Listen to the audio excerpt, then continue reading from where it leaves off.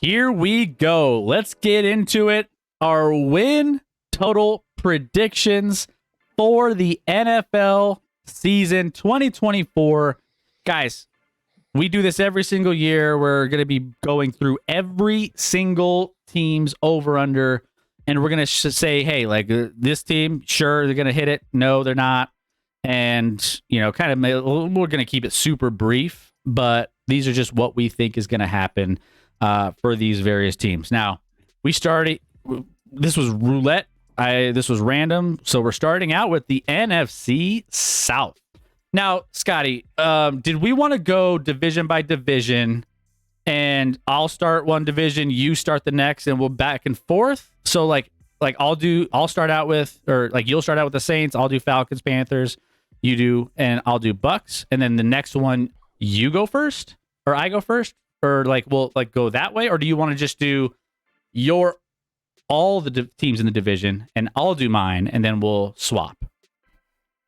I did not present that very well. I know what you're saying. Shockingly. Shockingly. I don't know if I have a huge preference one way or the other. So, yeah, no, I don't care. What do you want to do? Let's just alternate. Or division. Let's just alternate teams. So, okay, whoever starts with the Saints will do the Falcons next. Does that make sense? But we can still alternate the same way, because then it'll be a new division and we'll be evened up. So anyway, yeah. Either way, you start with the Saints, then I'll do Falcons, then you do Panthers, and then I do Bucks. I mean, we both do it, but you know what I mean. Okay, so I'll start out with the Saints, and then you'll do Saints, and then correct. Okay, got it. I'll talk twice about two teams in a row. Perfect. All right, New Orleans Saints. I honestly am not super high on the Saints. This division is going to be very underwhelming, to say the least. As usual. And so I just don't have a lot of hope for a bunch of these teams in this division. New Orleans is a team that at 7.5, you got Derek Carr, you got a coach that I don't necessarily feel is one of the better coaches in the NFL, probably one of the lower tiered coaches. He's trash. You just don't have a lot going. I'm going to go under the total here of 7.5. I think this is going to be kind of a disaster season for New Orleans. My inclination is like most people are probably betting the over on the Saints. You know, what they win last year? 8? Yeah, 8 and 9. They're somewhere around 500. I'm going to go. They still have a pretty easy schedule, because guess what? They get to play these teams a lot. 7.5 is a small number, and I sneaky think they finish second in this division. So I'm going to say over on the Saints. I'm going to go over. Okay. Derek Carr leads them to a spectacular 8-9 season. Ooh. So, okay. what were you getting, Chris? You were. I was under. Okay. Falcons. One of my favorite over-unders. Easiest schedule in football, according to a site I like to follow, as far as like who has the easiest schedule based off of NFL odds maker, like the Vegas odds makers, and how, you know, there's a calculation that this guy makes out. Anyway, by far easiest schedule in football, even at 9.5. Kirky Cousins coming in. You got the talent, new coaching staff. Lead these boys. They are going to easily eclipse 9.5 wins. Agreed. I have the over. This is my favorite team in this division. Between Kirk Cousins, you got Bijan, Drake London, Darnell Mooney, you got Kyle Pitts, all of which I feel like now have an actual quarterback that can make things happen. So I really like this team. As far as the NFC South goes, we're going over. Over for the Atlanta Falcons. All right. So we both think double digits. All right. Panthers up next. Carolina Panthers, over under set at 5.5. This is a very flawed team. This is a team that I look at and I just don't believe is. I mean, in a bad division, they're a bad team in a bad division. They couldn't get much worse. Do I think that Bryce Young might have a little bit of a step up? Maybe, but there's still, where's the talent on this roster?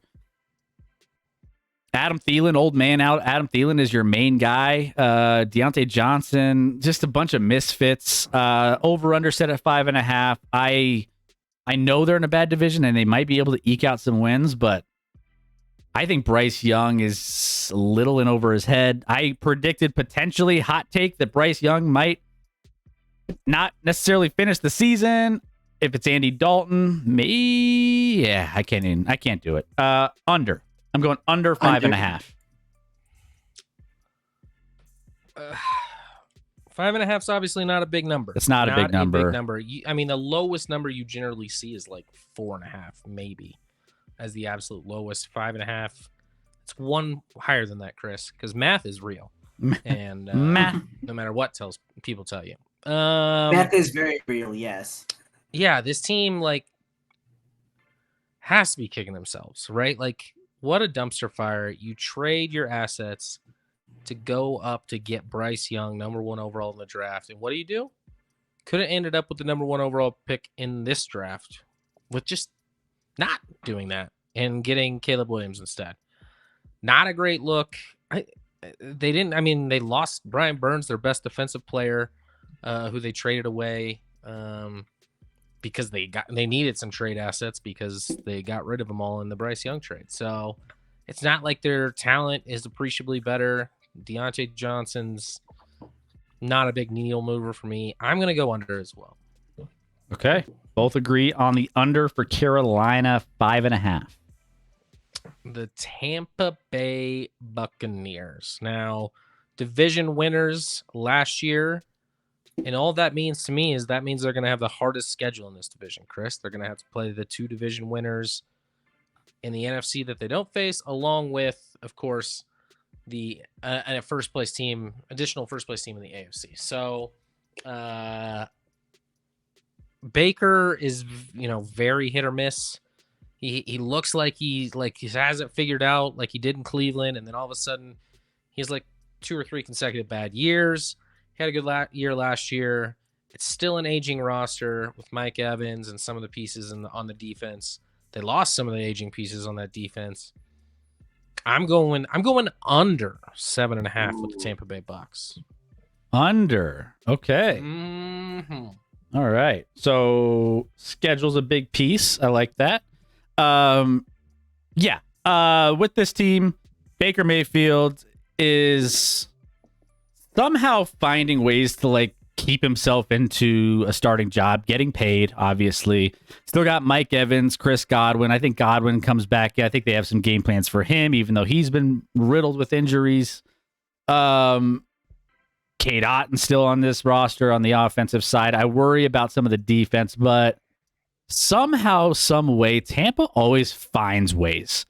If I'm leaning anywhere, I'm leaning the over 7.5.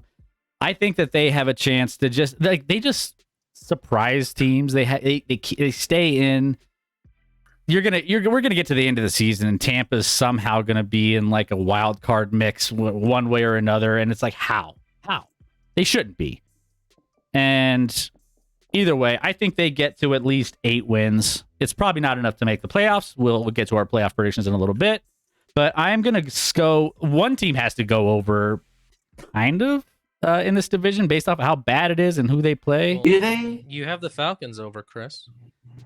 I have the Falcons over. I have the Bucks over. Panthers under. Saints under. Yeah. Yeah. You said there's got to be one team that goes over, and I'm like, well, that could just be the Falcons. Well, another. They're a team. Yeah, too. They're a team. They're a team too. I guess they are a team. We're a team. Are they? Yeah.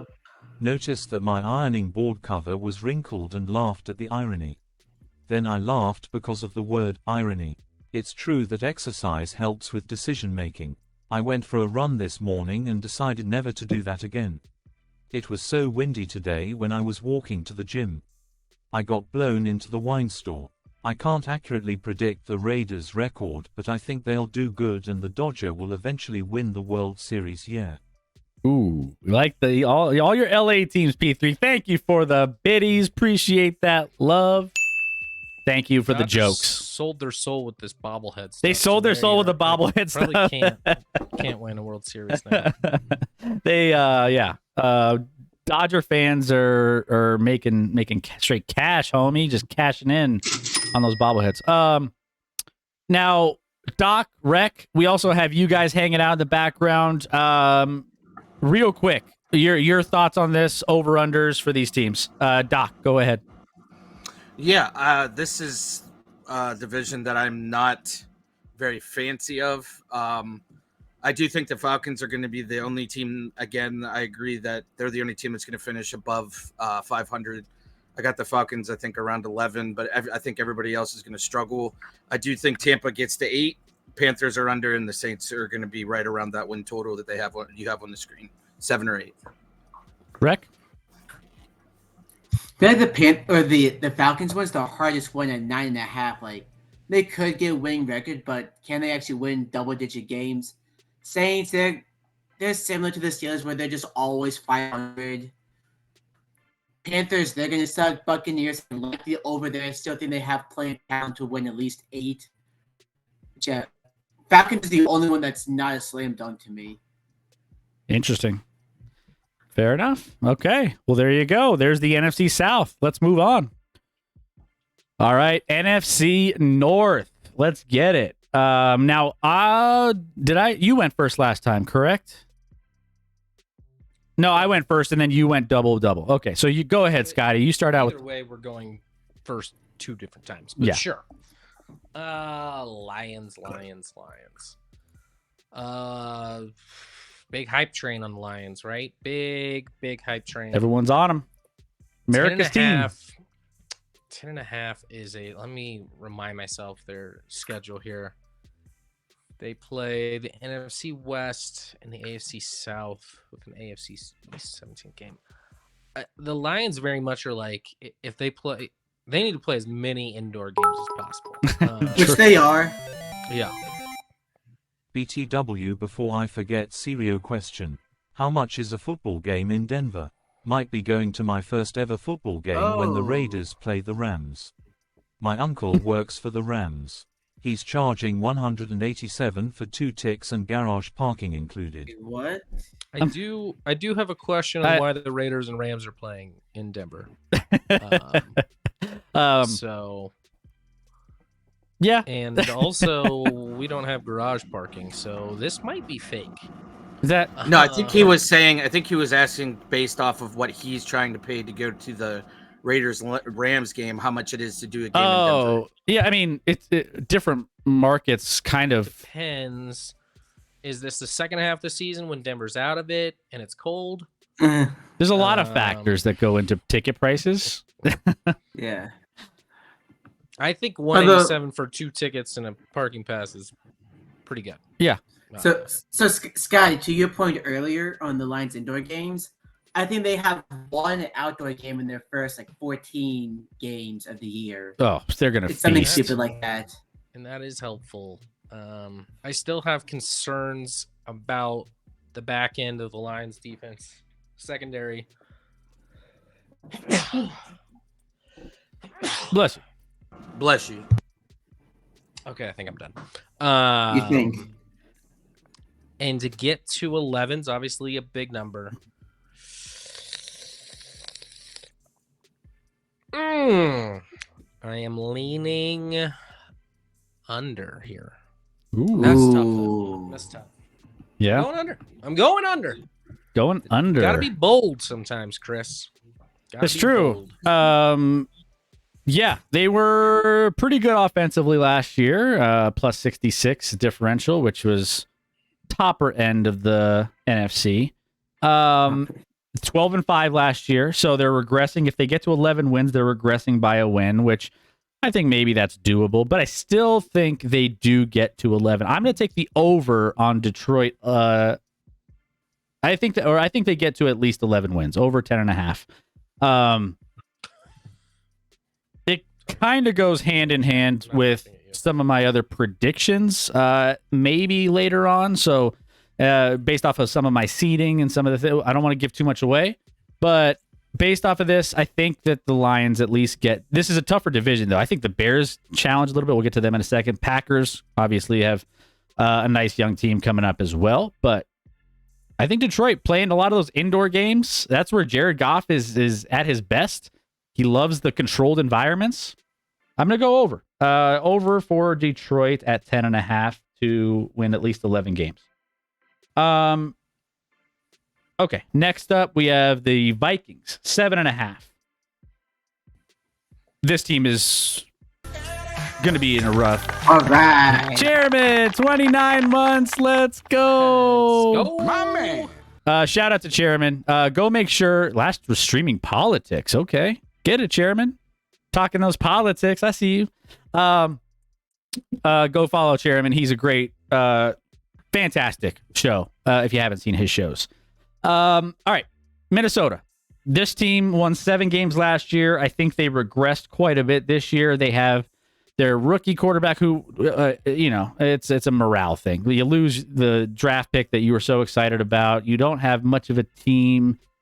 Like they won 7 last year. I don't think they get to 7 this year. I'm taking under 7.5. If they do, they replicate what they did last year and get to 7, maybe 6. I don't know. Don't feel high on Minnesota. I'll take the under. I mean, they've probably had the worst injury situation in preseason and camp of all the teams. Hasn't been a great one in that regard for them. You're turning to Sam Darnold, and outside of Jay Jetta's, like there's not a lot. Jordan Addison's likely getting suspended for a decent amount of games for his DUI. Their defense was questionable too, kind of. Defense isn't great by any stretch of the imagination. I don't even understand this number, to be honest. I'm going under on the Vikings. Yeah. Packers. Go Pack, go. Yeah, I'm taking the over on Packers. Over on I think Packers, this 9.5. is one of the best teams in football. I think Jordan Love, that second half, showed tremendous ability to carry this team. They were one of the youngest teams. They're only going to get more experience now, and even better than they were last year. I think they're a dangerous team. 9.5 seems too low. I get why it's at 9.5, but I'm taking over on Green Bay pretty easily. So I have a lot of leans, obviously, throughout a lot of these games or these teams and in these divisions. And I also have, of those leans and of some of these bets, there's like 3 or 4 games that I have true question marks where I'm just like, they might be right at this mark. They might be at like either 9 or 10 wins, one way or another. And this is one of those teams where I'm just like, it's going to fall on one side of the fence. And I think there's a lot of hype on Green Bay. There's a lot of expectations on Green Bay, especially from the quarterback position with Jordan Love. And I do think they are a young team. I think they're learning a lot. I think there's going to be some mistakes along the way with a younger team. I truly have a question mark. I could see this team winning 10 games easily. But I'm going to go under. And I don't love it. I don't love it. I think that's wild. I think that's wild take. Only because we have the Bears left, right? Yeah. And the Bears, I feel strong about the Bears that they're just in a position that they just have a stacked roster for being a team that's been bad for so long. And even going into last year's, they got Caleb Williams back, right? They got Caleb Williams in the draft, and they have all these weapons around him. They have this. They finished 7-10 last year, and they're a much better and more improved team, at least offensively. I think there's maybe some other questions on this, but I think it's hard for me to not pick the over 8.5 games on this one. To know that they have all the weapons that they have, to know that they have a quarterback that's going to be maybe a generational talent potentially, and the fact that he's already looked good and he's only going to get better with the weapons around him. It's hard for me. I think this is one of my favorite overs. Over 8.5 for the Bears.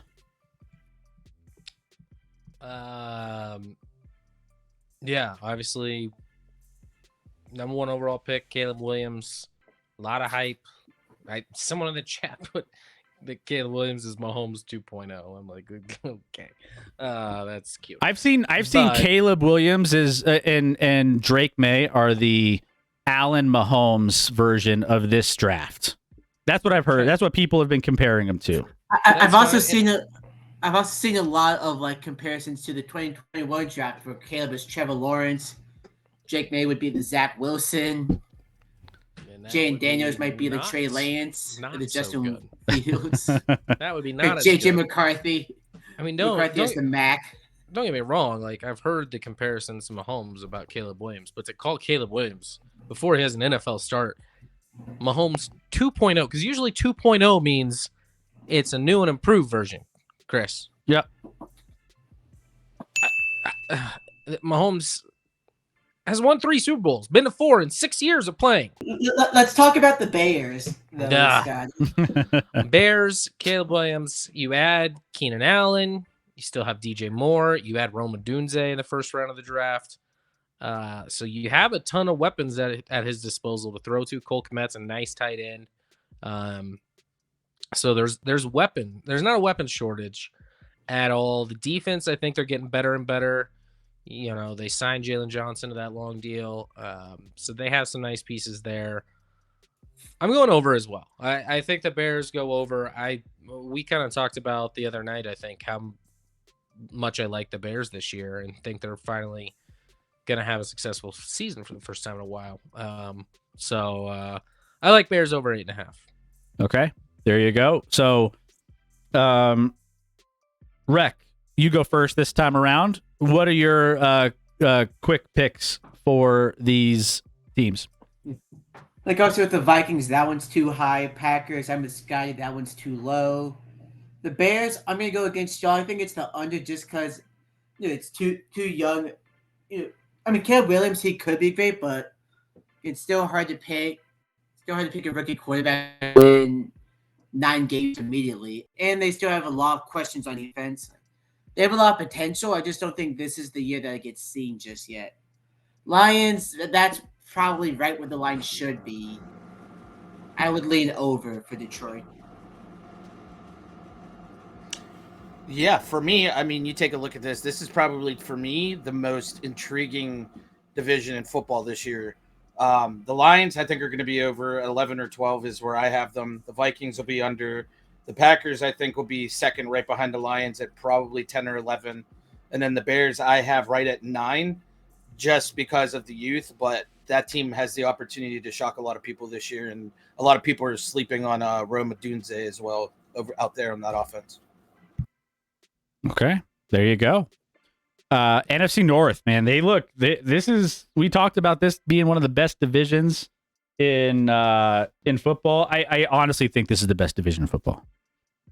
I mean, between the Lions, Packers, Bears are much improved. Vikings are the only team really that doesn't have a chance. But all 3 of these other teams, you can make an argument that they could make a little bit of a run here. Even the Bears, as inexperienced as they are, I think they could do something interesting. So there you go.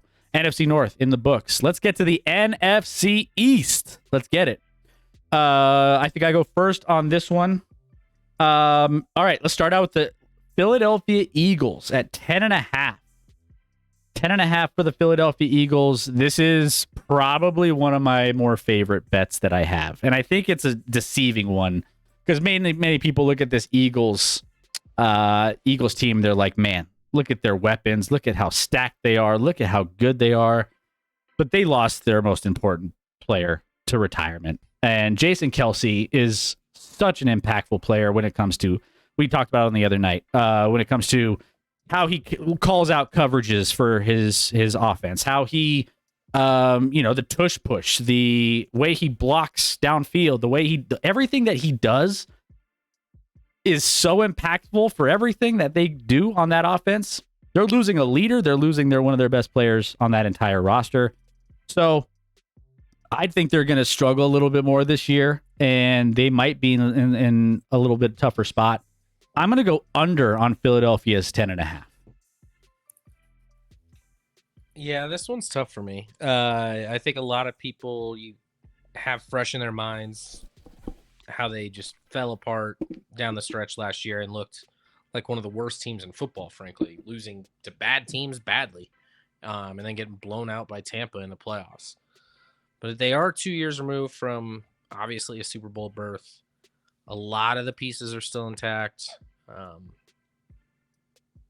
Obviously, last year there was kind of a disaster at the coordinator positions. They lost their offensive coordinator and defensive coordinator after the Super Bowl year to head coaching gigs.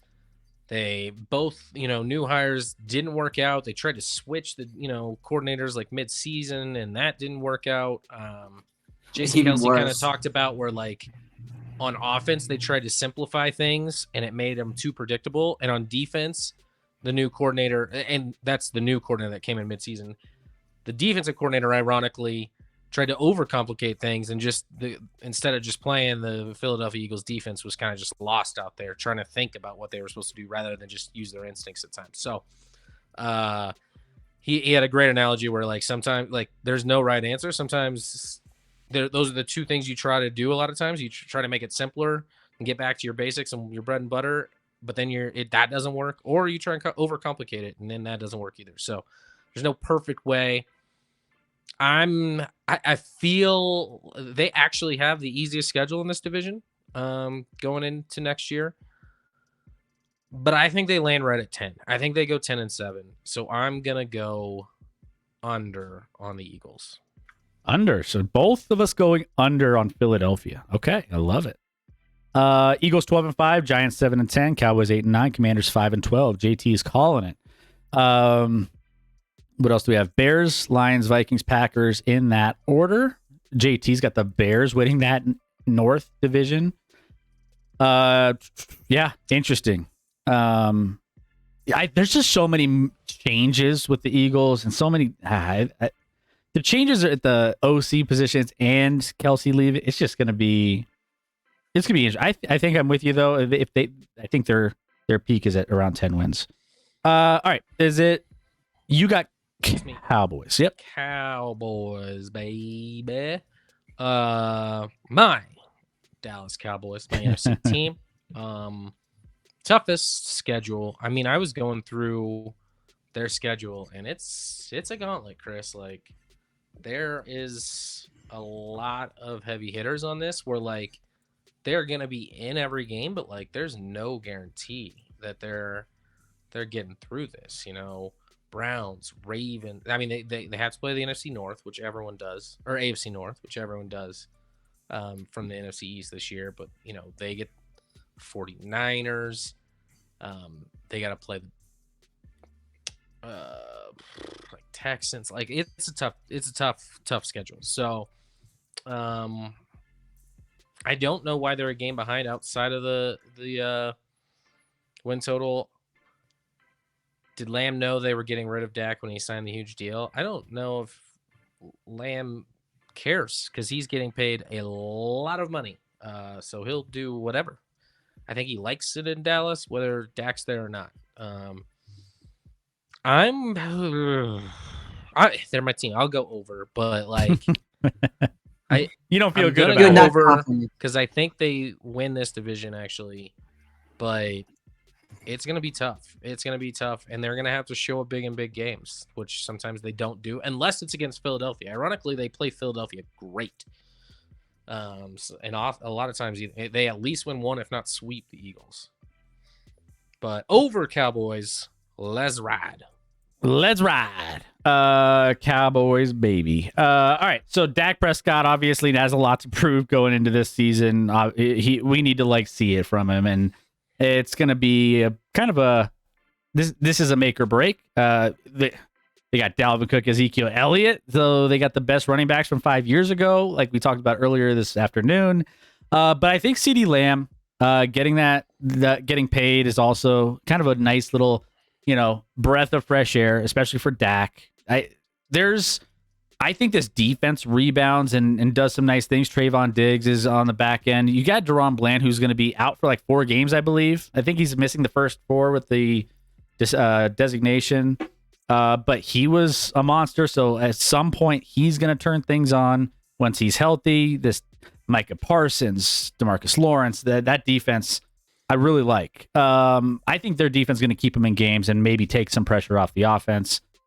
I like this team a lot to challenge for the division, if not win it, which puts me naturally at the Dallas over. I think this team typically wins a lot of games in the regular season, even with kind of some rosters that are riddled with injuries and things happen. So I'm gonna go over. I have over on my sheet here for Dallas, and I think that they challenge, if not make a push for the division win.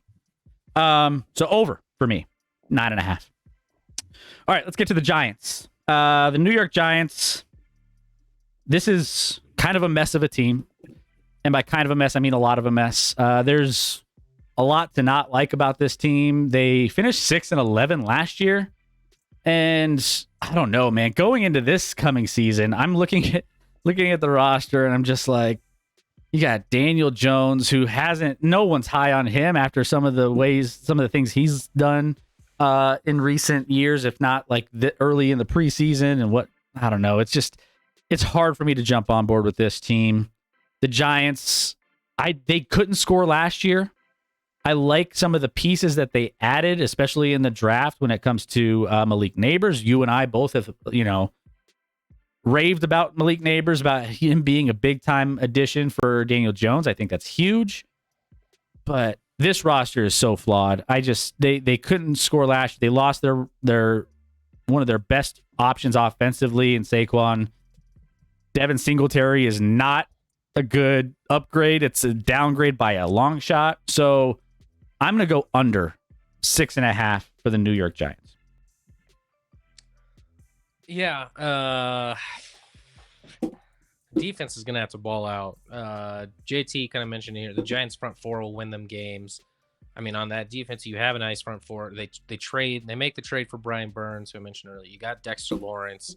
You have Kayvon Thibodeau coming off the other side. So you certainly have some pieces there. I think Thibodeau is a little overrated in what he's done thus far. Even though I liked him a lot coming out, I just haven't quite seen it.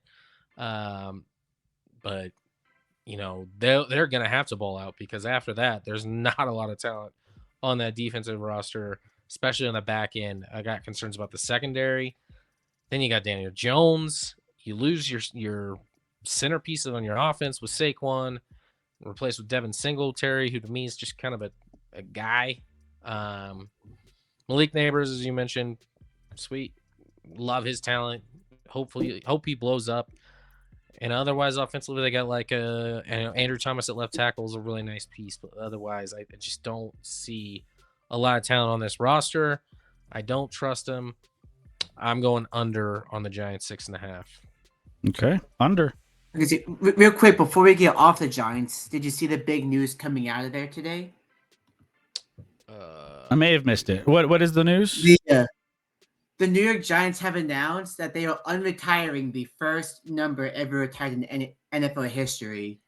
Oh, for Malik Giants, Giants number 1 retired for Ray Flaherty in the 1930s is being retired for their rookie receiver. Was that approved by? Is he alive?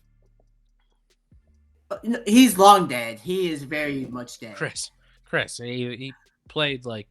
You probably would have assumed he died 40 years ago. I mean, that's what I'm saying. He's not around to make those decisions, so I assume they could just pry it from his literal cold dead fingers. His family approved it, but still, like, what are we doing? like Like, yeah, that just tells me everything you need to know about the Giants. Like, you're trying to do these little PR things to like get people excited, and I don't know, like if this is your splash of getting, I don't know, it's a weird thing. Hey, shout out to the Giants. Let's go. All right, and then is it you, Commanders, or is it me? Yeah. No, it's me for Commanders. Commanders. You got the rookie, obviously first rounder, and Jaden Daniels. That's going to be starting at running back or quarterback. Jeez.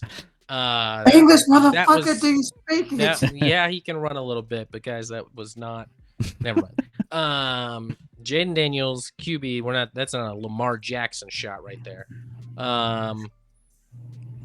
Actually, we talked about earlier today Noah Brown getting cut by the Texans. Guess who picked him up, Chris? The Commanders did. Commanders Those jerks. joining Scary Terry.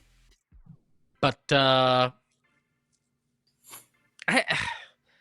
this is kind of a team. I do think they have some nice pieces. It's a weird mix of like very young and then some like very veteran players. So it's kind of random on how this team's built. But like, listen, Sam Howell was the quarterback for the most part last year, and he's not even getting a job anywhere else. It feels like hardly. So, in my mind, I'm going to go over. I'm going to go over 6.5 with the Commanders. They have an easier schedule than the Giants do, which helps in that tiebreaker between the Giants and them both sitting at 6.5. I'll go with the team that has more upside with the new quarterback and the easier schedule. I love it, and I'm with you on the over. I think the Washington Commanders, with the upswing of the better ownership, is going to be a little bit more. It's like a dark cloud getting lifted off this team, and also too, like I think they want to be better. I think they have a fresh, clean slate. Jaden Daniels is an exciting player that I think he's going to do some nice things this year. Maybe not. The quarterback class coming out of this last draft is going to be very interesting to watch. But Jaden Daniels is one of those guys I'll be keeping an eye on.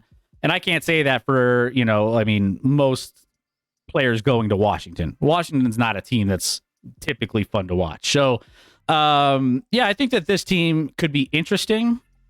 I think they're going to be more competitive than you would think.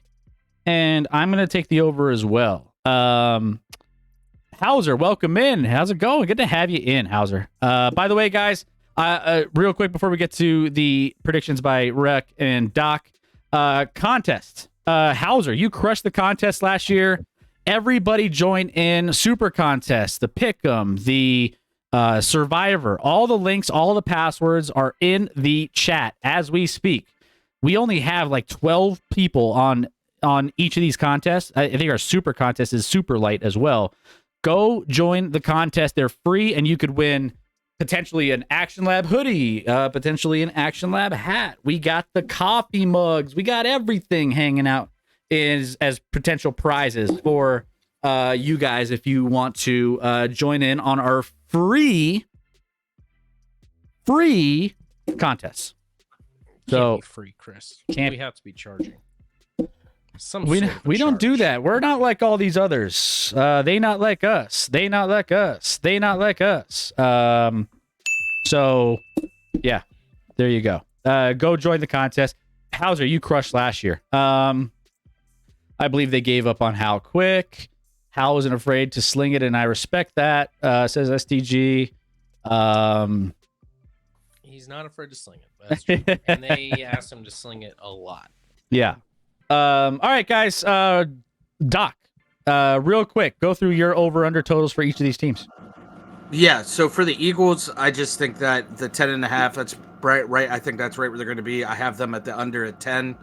I actually have the Cowboys right over this at 10 as well, and I have the Cowboys winning this division by the Eagles via the tiebreaker by beating them. The Giants.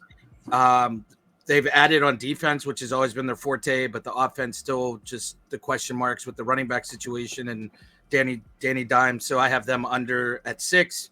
And then the Commanders, I think, with everything that's going on there, I have them under as well at 5, actually. Rec? Go unders all around except for Dallas. Because Eagles will be a slight under. Cowboys should hit the over. Maybe they can finally break the curse of NFC East division winners and not shit the bed in the regular season. Which I've mentioned before, I don't like the Commanders situation right now. Giants, they just suck in general. Okay. Canada relief. Austin Eckler never got a love in this league. It's because he's always hurt. He just can't stay healthy. All right, so we're done with the NFC East. Let's move on. Before we get to the AFC West, I didn't say this in the beginning, but do we want to have like one revision at any point of one team that you want to change based off of? I think what Chris is saying is he has regret. I do have one revision. All right, so how about all of us get one revision? My revision is actually not on a team right now. My revision is aren't we missing an NFC division? Yeah, the NFC West. It was scrambled. So yeah, we'll get to the NFC, the last NFC division last. Okay. But SDG says I would allow one revision of one. Well, over. I appreciate you allowing that, STG. I appreciate that. SDG is the one that calls the shots here. So, all right. So do you want to agree? If you want to change one at the end, you can. Yeah, I think that's if fine. you want. I'm not changing nothing Okay. unless I decide to. All right. Well, I might not even remember all the picks I've made. Someone's writing these down, right? Well, I got it in the channel. I got it on the Discord. I signed up for the super contest. Thank you, my man. And defending my pick'em crown. Don't do as well this year. Yeah. Possible. Hauser was like crushing everything last year. Let's see who's got Bo Nix fever. This guy. Chris does. It's my quarterback. It's my quarterback. Let's Bo.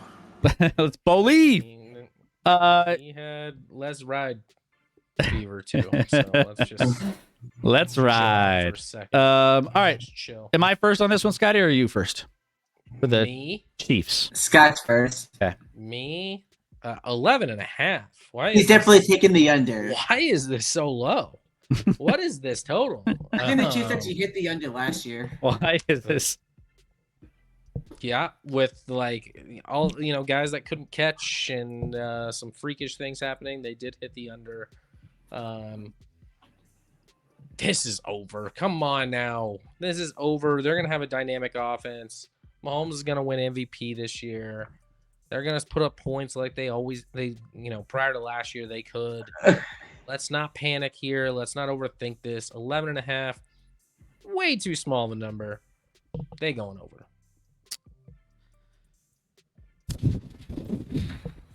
Yeah, I'm down on this team.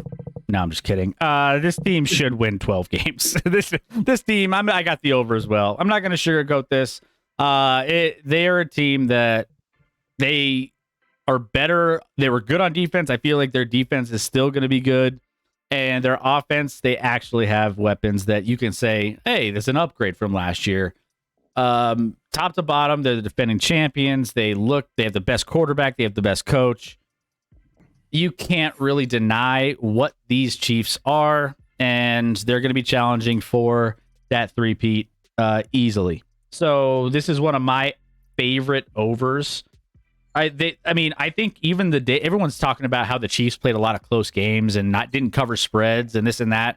I think that changes this year. I think that changes quite a bit. I think they cruise, and this should be a nice little over for the Kansas City Chiefs. I already bet it a long time ago. This is probably one of my favorite bets. And we can go back in the end and say like what we love. Like there's 8 over-under totals that I bet already that we can talk about. So, Scotty, I know you have some over-under bets that you're probably super high on from a betting perspective. I haven't pulled any triggers, but yeah, sure. So Chiefs 11-6, Chargers 8-9, Broncos 7-10, Raiders 6-11, says JT. I hate the Chargers number being at 8.5. Chargers always Charger, but Harbaugh has always had this team over 500, right? Chris. I don't know. Chargers. This is another one of my question marks. I said I had 3 or 4 of them across my list here, and those 3 or 4 are like exactly where I think the line is going to lie. So it's either going to be again 8 or 9, and it's going to be really, really tight. I'm leaning the under for the Chargers, so I'm going to go under 8.5. I think this roster has some challenges. I think they're learning some new things under a new system. I think there's some things on this roster that I'm looking at the weapons, and I'm not overly excited about the weapons. I think they're maybe a year out underneath this regime to like really get going. And I think next year is the year for the Chargers to have a little bounce back and have a nice, over at least 9 or 10 wins next year. I just think that there's some struggles. And Justin Herbert, correct me if I'm wrong, Scotty, Rec, Doc, I think he's battling some issue for injuries, right? Going into the season, plantar fasciitis or something like that. Maybe? Did I hear that wrong? Something. Which I think I did hear it early in training camp. I don't know if it's still an issue, but it does linger for a bit. And those plantar fasciitis injuries linger, and you can easily get those flared up. If I'm gambling on this team, it's the fact that Justin Herbert's going to stay healthy and he's going to be able to use his wide receiver core. Ladd McConkey is like the number 1 receiver, and he's a rookie. Joshua Palmer, DJ Chark is there, but like DJ Chark. And then the defense too. I think outside of Joey, but I think there's some Khalil Mack and Joey Bosa are like the stars here, but like I don't know. I just think I'm gonna go under for the Los Angeles Chargers. Will Charger, and I'm gonna go under. Derwin James, everyone's favorite safety. Derwin James, been a little overhyped through his career, but Chargers. Chris, let's keep in mind they got rid of their coach and hired a national champion coach. That's got to be an uptick. This was a team that won quite a few games 2 years ago. Last year, you had the Herbert injury. They were just not in sync. I think they gave up on their coach, Staley. So it was just a weird year for them. And to combine all that together, they also have the second easiest schedule this year in football. So at 8.5, I know the Chargers Charger, and but they can, with the second easiest schedule in football, they can get 9, right? They can get 9. So I'm going over on the Chargers at 8.5. All right. Chargers. Over for Scotty, under for me. Scotty. Broncos. Oh, 5.5. That's an itty bitty number, Chris. Itty bitty number. Teeny weeny. Just 6 wins, 6-11 with maybe the greatest quarterback we've ever seen. Like a Mahomes 4 points. It's my quarterback. And he's 40. I'm a man. Here's where I have concerns, Chris. I saw a tweet today that should terrify you, should terrify everyone out there. I know exactly what tweet you're. I know exactly what you're saying. Yeah, it's the single most bet win total in all of the NFL is the Broncos over 5.5. 93. So the Broncos win total is the most bet in at least BetMGM that I saw, and 93% of the bets are on the Broncos over. And this line hasn't moved. It hasn't moved to 6. It hasn't moved to 6.5. It's just chilling at 5.5. And for that reason, and that reason alone, and because I'm a hater, Chris. Because you're a hater. Yeah. I'm going under Ooh. on the Broncos. They're getting 5. They're going 5-12. 5. It's a trap. Okay, going daring on that. Yeah, no, I saw that as well, and I saw that, and I was like, I don't love that. I don't love that everybody because Vegas knows, right? Like Vegas don't lose very often. Now the question is whether or not there's other bets that balance the sheets. But the fact that there's a lot of money coming in on the Broncos over, it's a little nerve-wracking, but still, I mean, with Russ, it's hard for me to look at this team knowing what they did with Russ and how many games they won last year to look at this roster. And I know it's flawed roster, but like quarterback play is going to be a slight upgrade. I know he's a rookie, but he's going to be able to move the ball a little bit. It's hard for me to go. I'm going with my boys. You know me. So over for the Broncos. And then I have the Raiders here to start out. This team's going to be bad. I think this thing's going to be really bad. This Bo Nix Nation, baby. Milwaukee's. Thank you. Welcome in, Milwaukee's. Raiders 6.5. This is a kind of a lower number. And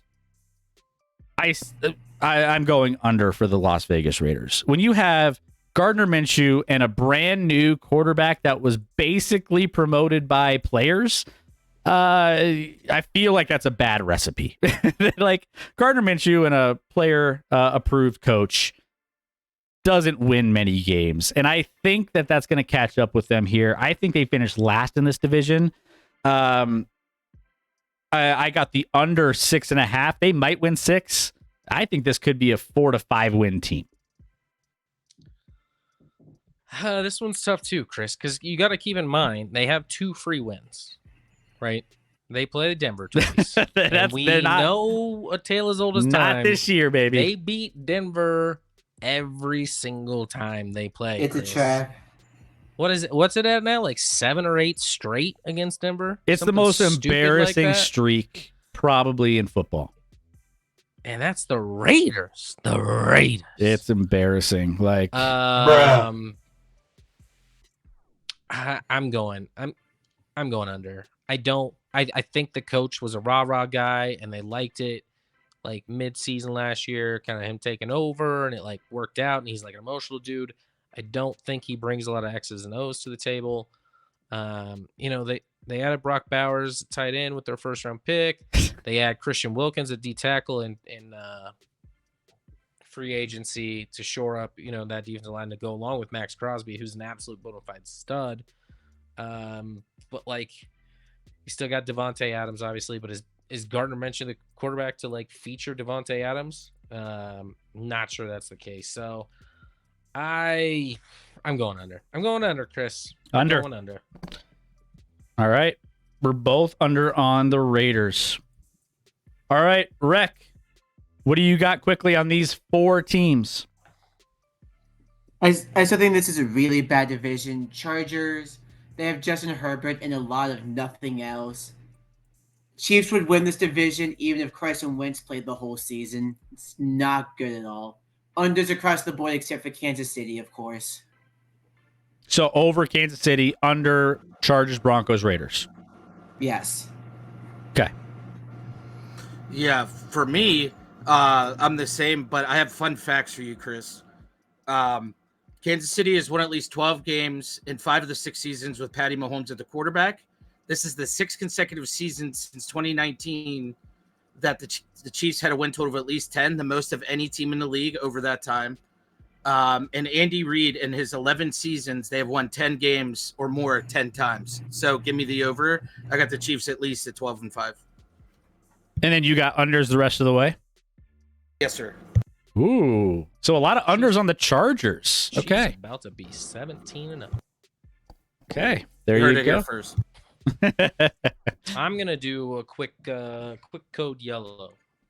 The Raiders had a chance to snag the big red dog. I mean, he's out there on the market Packers right got him now. back. No, Packers got him back. Guys, contests, exclamation point contest. These are all the contest links. Super contest, Pick'em, and Survivor. All of the passwords are there in the chat. So we need you guys to join in. Let me take a look at how many people have registered as of right now. Let me refresh this for the Survivor. We got 13 entries. Guys, 13 entries. Unacceptable. We need more people. Let's have some fun with this, guys. 13. He's gonna keep bullying you until you. I'm gonna bully up. all of you guys until you sign up. And then same thing with the. Let's see. Let's look at the Pick'em. Pick'em were 12. Come on, guys. 12. I know we could do better than that. And then for the super contest, picks against the spread. 3, 4, 5, 6, 7, 8, 9. 9 only. So I think Scotty still needs to get in.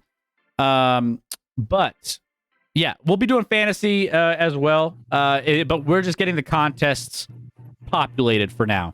Code Yellow spammed in the chat for Scotty as he's coming back. Gardner Minshew is going full mullet. And it's beautiful. That's worth at least 5 wins alone. Maybe 5 and 5 only, Hauser. That's probably where I'm at with that. Yeah. A lot of people dead. Everyone down on the AFC West. I think the only thing that worries me about the Broncos over. I mean, it seems like a gimme, but that's why I'm worried about that Vegas. Everyone's jumping on. But see, that could swing, right? Vegas numbers swing when everyone sees the tweet that 90% of the money is coming in on Denver. Then everyone starts betting the other side. It's all like it all balances out. It's like, you know. I think that's going to get a lot of people to bet the other side, which in turn is going to eventually balance the books. You know what I'm saying? So hopefully I'm cashing in on my over 5.5. All right. Ooh, AFC North coming up next. This will be a fun one. So we'll get into that here when Scotty gets back. I believe I go first in the AFC North because Scotty went first on his Chiefs. So we'll do that. No, NFC South is coming up at the end, Hauser. It was No, we did NFC South. Oh, yeah. That was the first one we did. Which one did we not do? The West. The West. NFC West. That's coming up later. NFC South we did, Hauser. Yep. I had over on Atlanta, over on Tampa Bay, under on Carolina, under on New Orleans. Diacola Rec did Diacola join, I think. Yep, I'm checking them all right now. If ESPN wants to cooperate with me. I don't see her in there actually. Give me. I'll help you out, Diacola. For the pick'ems, and unless you're one of the ESPN fans. Actually, wait, no, you're not. Never. You're not in the pick'ems. Just making sure one more time. We'll get you situated. You're not in the pick'ems. Let's go. Where's the eliminator? Eliminator challenge. Groups. Anyways, while you're figuring that out, Scotty, let's get to the AFC North. Norris. You went first. You're an eliminator. She's an eliminator. Okay.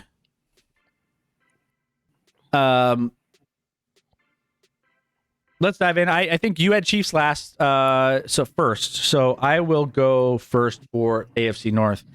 Cincinnati, we have here 10.5 is the over/under total set here.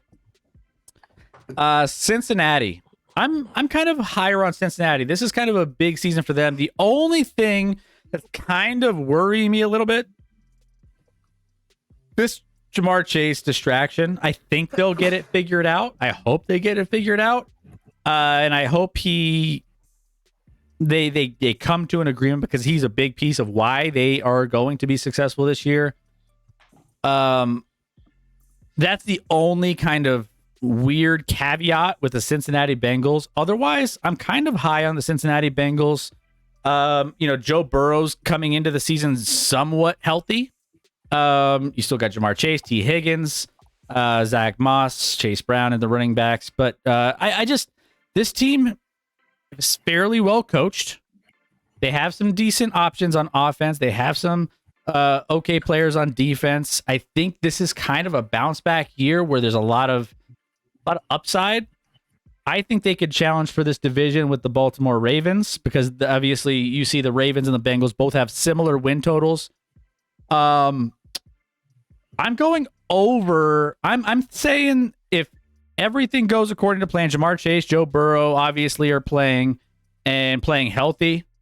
T. Higgins obviously too. I think this team could win 11 games. I'm going over on Cincinnati in this division to hit at least 11 games. Yeah, I mean, the concerns start with you talked about Jamar Chase being crazy, won some crazy money. Where Diva. Jamar Chase still has 2 more years on his contract. This isn't even in the last year of his deal because he was a first rounder, so he's got that 5th-year option. So like he's getting a little aggressive with it. He is a diva. You have Joe Burrow's hand injury from last year that like makes me a little nervous that like that flares up and all of a sudden everything. I mean, I know Jake Browning played well, but like to hit 11 wins, you need Joe Burrow in there. But the alternative, the positives are this is their all-in year. It's now or never. It feels like for the Bengals. Yeah. You got T. Higgins on the franchise tag. He's gone after He's this gone. year. You're gonna have to pay Jamar Chase, whether it's now or next year. You have Trey Hendrickson, that's I think coming into a contract year, if I'm not mistaken. He's your best defensive end and wildly underrated across the league. So there's a lot of stuff where like it feels like it's now or never for the Bengals. Not to mention Evan McPherson, the best. Evan McPherson. I mean, the only sure. kicker that's worth talking about in the NFL, basically. I know a couple others, but sure. I know one that was talked about a lot, Chris, in the offseason. Roger. The other note, according to strength of schedule, based on Vegas forecasted win totals, one of these teams in this division is not like the other, Chris. The Bengals come in with the 6th easiest strength of schedule in all of football. The other 3 are 3 of the bottom 4. They are at the bottom, these other 3, in strength of schedule or difficulty of schedule this year. So with that, you have the Bengals having by far the easiest schedule because of, that last place finish last year in this division. And now they're going to reap the rewards of that. They're hitting the over on 10.5. There you go. Over. Both of us over on the Bengals. Stacka, what's going on? Stacka, join in on our contest that you see in the chat there. You wasted all that money on a kicker. My colleague Reggie Brooks and ND post game would have a complete fit about that. Cincy defense looks iffy. Browns and Ravens look stronger on that side of the ball. Ravens, Browns, Bengals, Steelers. Tomlin still won't have a losing season. He had them at 8-1. We'll get to that here in a little bit. And then JT is Bengals 8-9, Ravens 10-7, Browns 9-8, Steelers 8-1. Get that tie in there. Who are they tying with? All right. So I did Bengals. So Ravens, Scotty. Oh, the Ravens are up. Ravens, our favorite fan base that just loves all of our content. I'm conflicted on this one. Obviously, like a lot of things went right for them last year in the regular season, right? And keep in mind, you remember the last time Lamar got MVP, that was coming off a 14-2 season. They looked unstoppable, even though, well, until the playoffs, of course, when Lamar did Lamar things. But like the regular season wise, and then the next couple of years, they kind of struggled. And even if they made the playoffs, they squeaked in. There was some injury concerns with Lamar Jackson. He was healthy last year. You have, it's just like offensive weapon wise. I talked about the offensive line and some changes there, which apparently are good according to Baltimore fans, because their offensive line has never been good, which is news to me. But apparently Baltimore's never had a good offensive line, and it's just obviously you have the Derrick Henry signing that's going to receive a lot of attention. I have no idea how Derrick Henry is going to look. Like it could go. I feel like it's just one end or the other of the universe, where it's going to be a complete incredible signing. He's going to dominate for him, or he's just going to suck ass. And there's not really in between. Defensively, obviously, a very good defense. 10.5 is tough. I feel like this number is kind of low. Because it's at 10.5. Is it a trap? It's a trap. I'm gonna go over. I'm gonna go to 11. The problem is I don't think they win more than 11 games. But I think I feel like they're a 10 or 11 team, and this is like a perfect win total. But I'm gonna say 11. Yeah, you're on the fence with it. I feel like I'm leaning as well on this one way or the other, but I keep coming back to the fact that this team wins a shit ton of regular season games every year. They just can't do it in the playoffs. If we were doing over-under totals in the playoffs, I'm going under every single time. As far as their defense, as far as the offense, as Mark Andrews stays healthy, they got Lamar, Derrick Henry, who I feel like can run behind this offense here, this offensive line, which we know nothing about. I think that there's a lot of upside with what they can do. I still question the fact that if they get down in games, they can crawl back in using Lamar Jackson's arm. We talk about this every single year, and every single year we're correct, Scotty. No matter how much hate we get on our YouTube comments, no matter how much hate we get from Ravens fans, we just are always in the end having the last laugh. And it doesn't change the fact that we always predict that this team will be a good regular season team. I have the over for Baltimore Ravens. I think they get to 11 wins. I think that we'll get to our predictions for our playoffs in a little bit, but they will be a very good team and have a chance to represent as an additional team from the NFC or AFC North. All right, Browns. Let's get to the Cleveland Browns here. Cleveland, where do I have them on my sheet here? Oh, yeah, 8.5 under. I have the under for Cleveland Browns in this. I don't trust the quarterback play.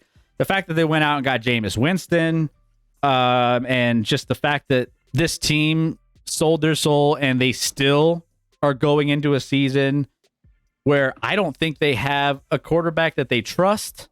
I think they have a good defense that is competitive, but they also have those road home splits when it comes to the defense as well that I'm concerned about. And when you're playing on the road, I just think they're going to struggle a little bit, and they're already a kind of a rough team. Even at home with the quarterback play against some good opponents, I think they might struggle.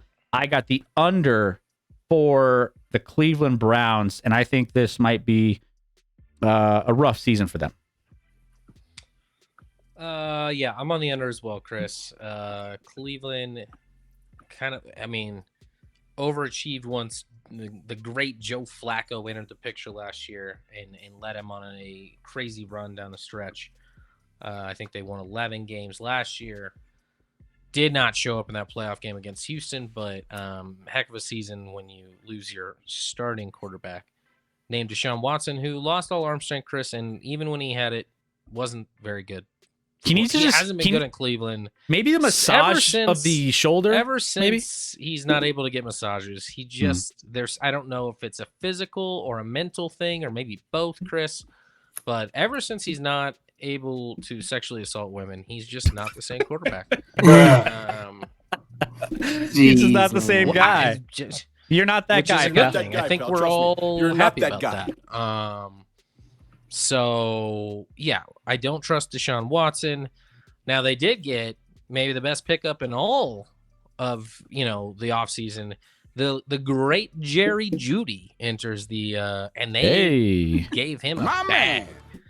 I'm gonna get canceled for that. I mean, what did I say that wasn't factually true? He hasn't been the same since he was sexually assaulting women. I'm sorry. It's not an opinion, it's a fact. It's a fact, guys. You can't handle the truth. It's not like I'm standing up for the guy. I hate the guy. Everybody hates the guy. Let's be clear. Except for Cleveland fans who somehow stick up for him. Anyway, you know, no Nick Chubb to start the season, coming off the gruesome injury last year. So we don't really know when he's going to return. I do think he will, but like when, and is he the same Nick Chubb this year? Who knows? Because it was, I mean, that was a gruesome one last year for Nick Chubb. Yeah. Defensively, you're right. Like I've never seen a road home split on a defense like the Cleveland Browns wild. last year, where they were dominant at home. I mean, the best defense in all of football. And on the road, they were Dog shit. I don't even like below mediocre. I mean, I don't know that they were dog shit, but they were like below average on the road. So figure that out. I mean, they have the best defensive end in football, obviously, Rec and Doc and Myles Garrett. Darius Smith on the other side's a nice piece. They got a good old Devin Bush. What a signing! At linebacker, stole him away from the Pittsburgh Steelers. Look at him just saying silent. Devin Bush was a Seahawk last year. Oh, that's right. It was 2 years ago that he was with the Steelers. Anyway, I'm on the under too, and maybe it's just because I don't like the guy. But I'm on the under. Okay, there you go. Under for both of us on the Browns, and then fine. Little note. I was gonna say little note before you get to the Steelers. Their O-line has been decimated since we last talked about them. Who, the Steelers? They have what? Yeah, they have one healthy tackle. The left guard, the starting left guard, just announced he's gonna be out for a month. Like, this is the Steelers before we talk about them. Yes, That's what. Okay. Yeah. Well, yeah. Just to see it's that. not going to impact my decision. That'll fit perfectly into what I was about to say. Right? Yeah. It's not going Hey, listen. Just please be gentle. Thank you. Hey, I want you guys to know that this is a blessing in disguise. If you hate your coach that much, This is a blessing for a lot of reasons. There's a lot of reasons. I'm doing you a You're favor. taking the under.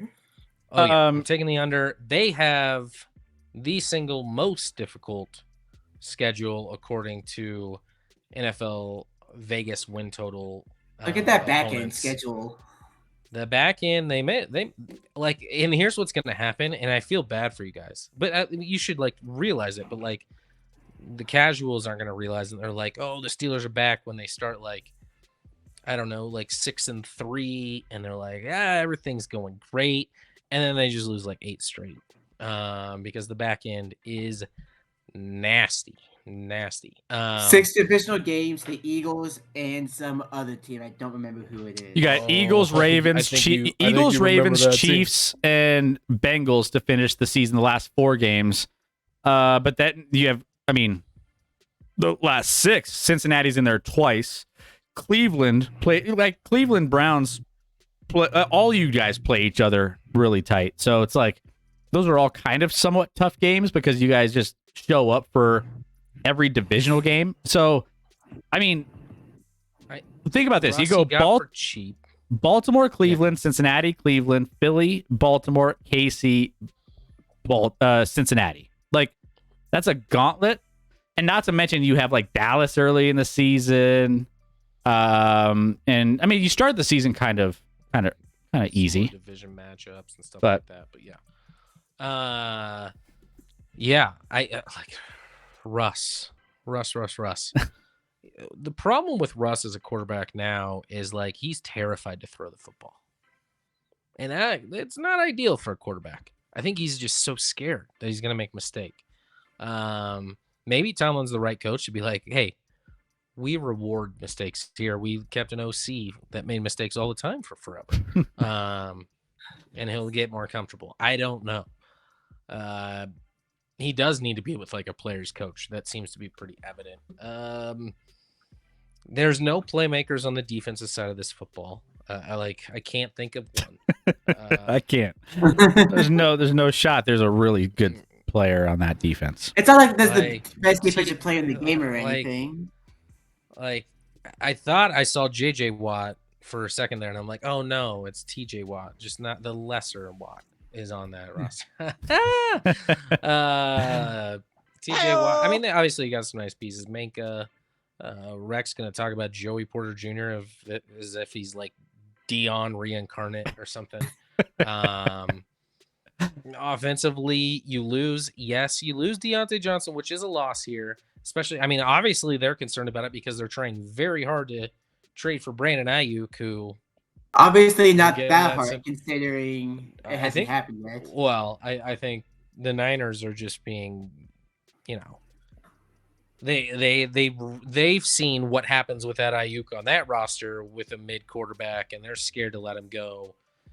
And it's just an awkward situation. Obviously, we'll get into that more with the 49ers when we talk about them, since we didn't talk about the NFC West yet. But you got George Pickens, who's gonna hate Russell Wilson with a passion, like with a fiery passion. Van Jefferson, not a great number 2.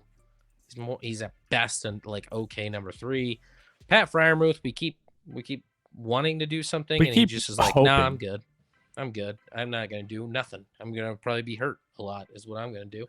So offensively, I have a ton of concerns, and I just don't know that you can rely on the defense to just carry you when you have the hardest schedule in football like they have. So I'm under on the Steelers.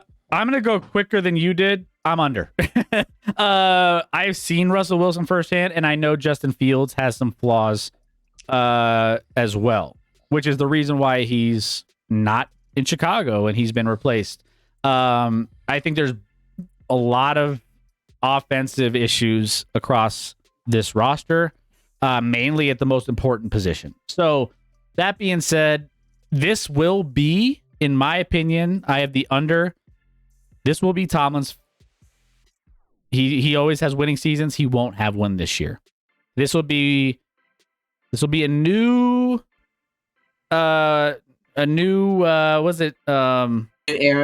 era, what do they say when you forge across the country back in the day in covered wagons? Frontier. A new frontier for the Pittsburgh Steelers.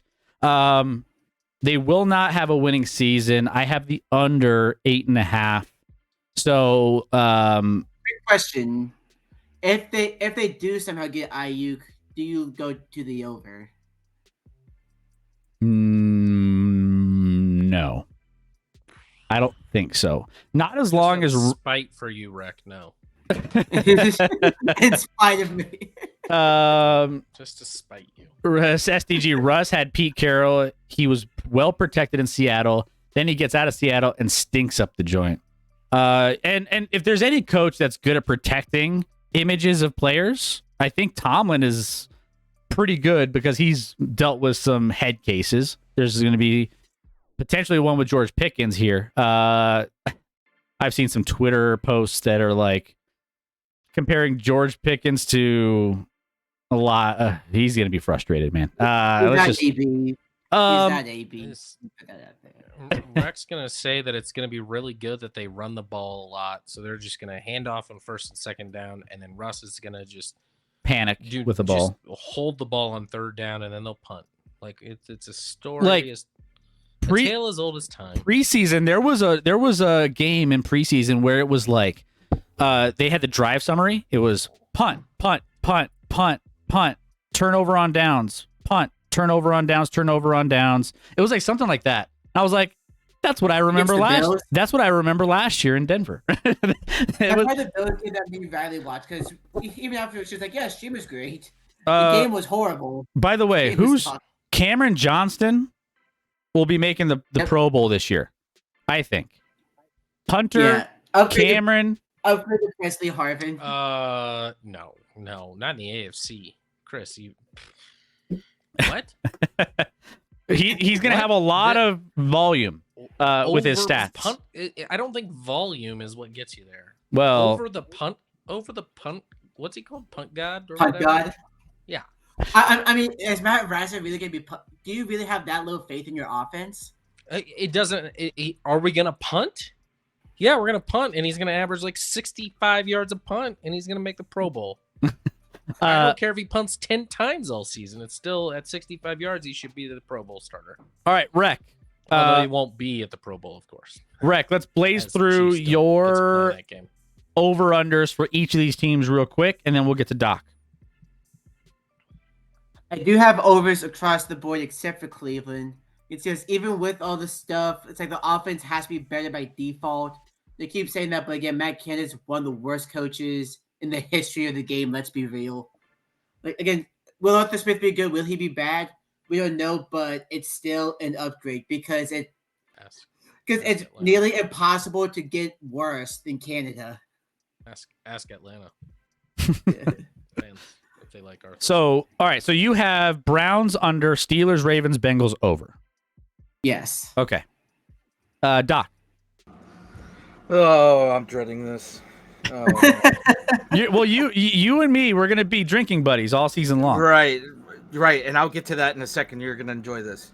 All right, so I have the Bengals over. Like Scotty said, the strength of schedule gets them to at least 11. Baltimore, I have right around what they're at, 10 or 11. I think the Bengals win the division by a half game or via tiebreaker. The Browns, I have under just because I hate the Browns. But the Steelers, 8.5. Is that how many beers I'm going to drink per game? Oh, wait, that's Yes. Sorry. But That might be I have them half. under. I have them under. Just for the simple sake of the schedule. If we don't do good in the first half, that back half, we literally have an opportunity to go way below 500, which might be what we need. So yeah, that hurts, but I'm realistic. There it is. Good for you, Doc. There it is, Doc. Shame. That hurts. I like that though. They'll Maybe get you a beer. we should do over under totals for these 10.5 beers, 8.5 beers for each game that we watch. Yeah, I think that's fair. Browns would definitely hit the over. Doc's gonna hit the over for sure on the Steelers. That's a fact. I'm taking the over Chris all is gonna day. hit the over. Chris is gonna hit the over on the Broncos, over 5.5. True. Yep. All right, so there you go. AFC North in the books. Guys, if you guys are just joining us, hit that follow button if you're enjoying the content. Guys, we are here live every Wednesday, Thursday, and Sunday. Contests. I am pimping out our contests in the chat. Go in. Super contest. We have our Pick'em. We have our Survivor. Click the links, join. I don't see those numbers going up. I want to see 15 members in each contest by the end of the stream. Let's do it. Let's make it happen. All right. AFC South. Scotty, you are first on Jacksonville. Man, there's a lot of mid over under totals in this one. Scotty, you go ahead. Start out with Jags. I'm actually even since I made my playoff bracket earlier today. It was literally earlier today, and I'm now almost debating if I made a mistake. Change. If I made a mistake in that bracket. Yeah, I can't change it now. I worked hard on those graphics, so I'm gonna just keep We're locked in. we're locked in at this point. But I like the Jags over. Ooh. Let's keep in mind this was a Jags team that literally, I want to say, in like a week 11 last year was the 1 seed in the AFC.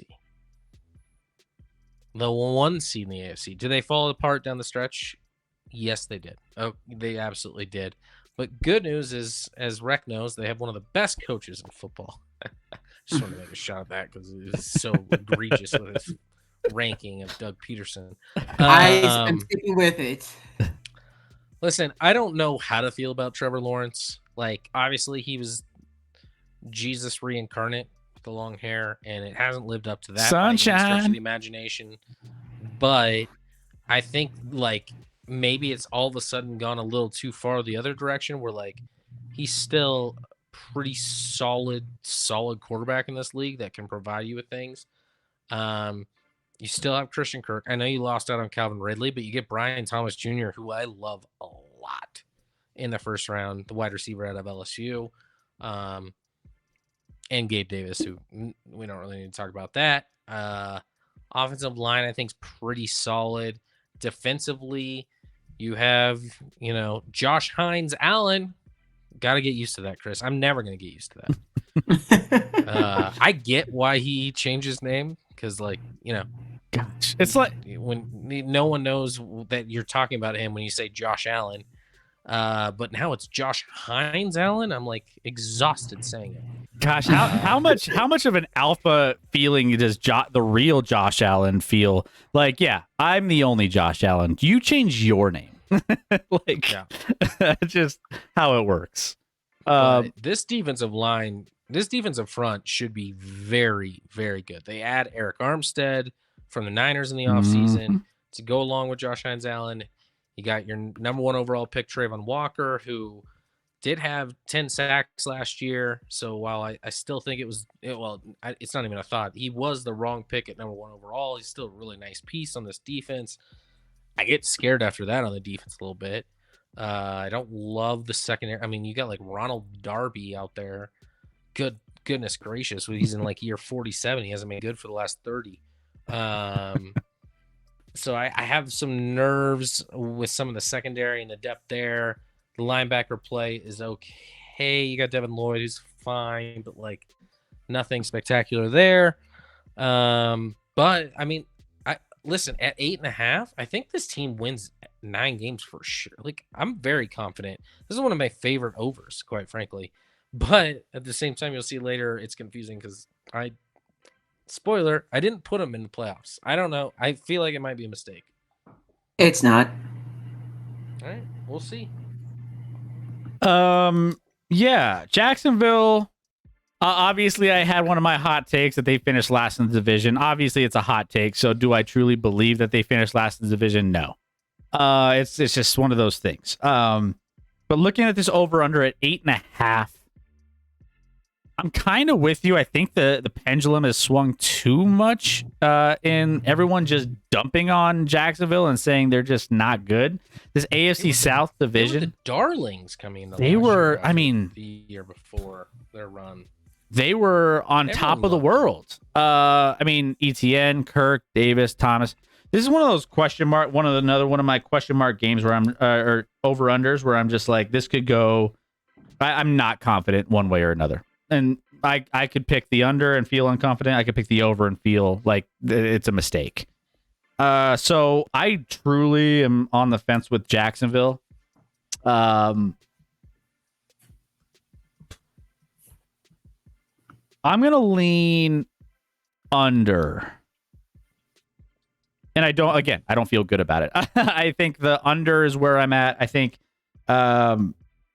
you want to switch that one now? Do you want to be the one reverse you have? The one revision? No, because I think there might be another one coming up or one that I've already picked that I might make as my revision. Jacksonville, I do think that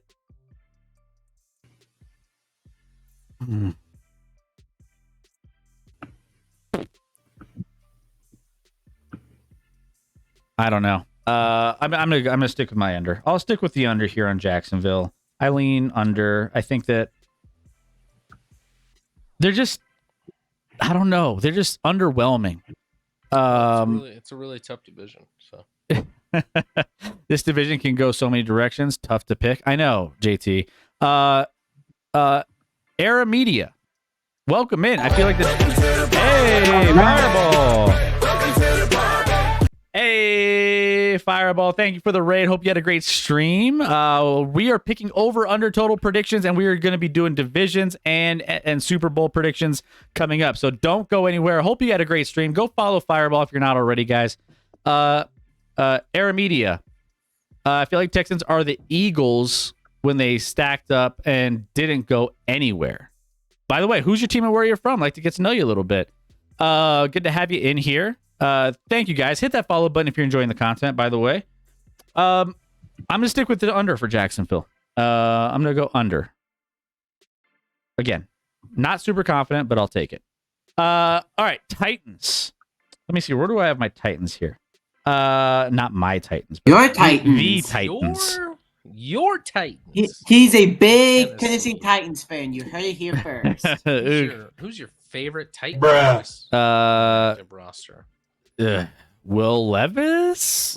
Because you like mayo in your coffee. Like I do drink mayo in my coffee. No, I Obviously. don't. Yeah, I'm gonna go under for this team. I think that this team, outside of Hopkins, Ridley, they added Pollard, they have Will Levis. I'm not sold that Will Levis is the guy that's gonna get him over the hump here. And Mason Rudolph, I don't know. Maybe you'll see him a couple starts here because Will Levis might get hurt or something. I don't know. Who knows? Mason Rudolph. Surprise. Tyler Boyd was an addition as well. I think the wide receivers look good. But again, I think that there's some issues on the back end of this. They added L'Jarius Sneed too. I think that some of the defense here might be, I don't know. At least up front might be a little questionable. I'm going to go under 6.5. I don't have a lot of high hopes. I think this is a team with a stacked offensive wide receiver core that just underwhelms. I don't know. It just feels empty. I'm going to go under for Tennessee. Also, Emmer Media. I'm from Arizona. Bird Gang.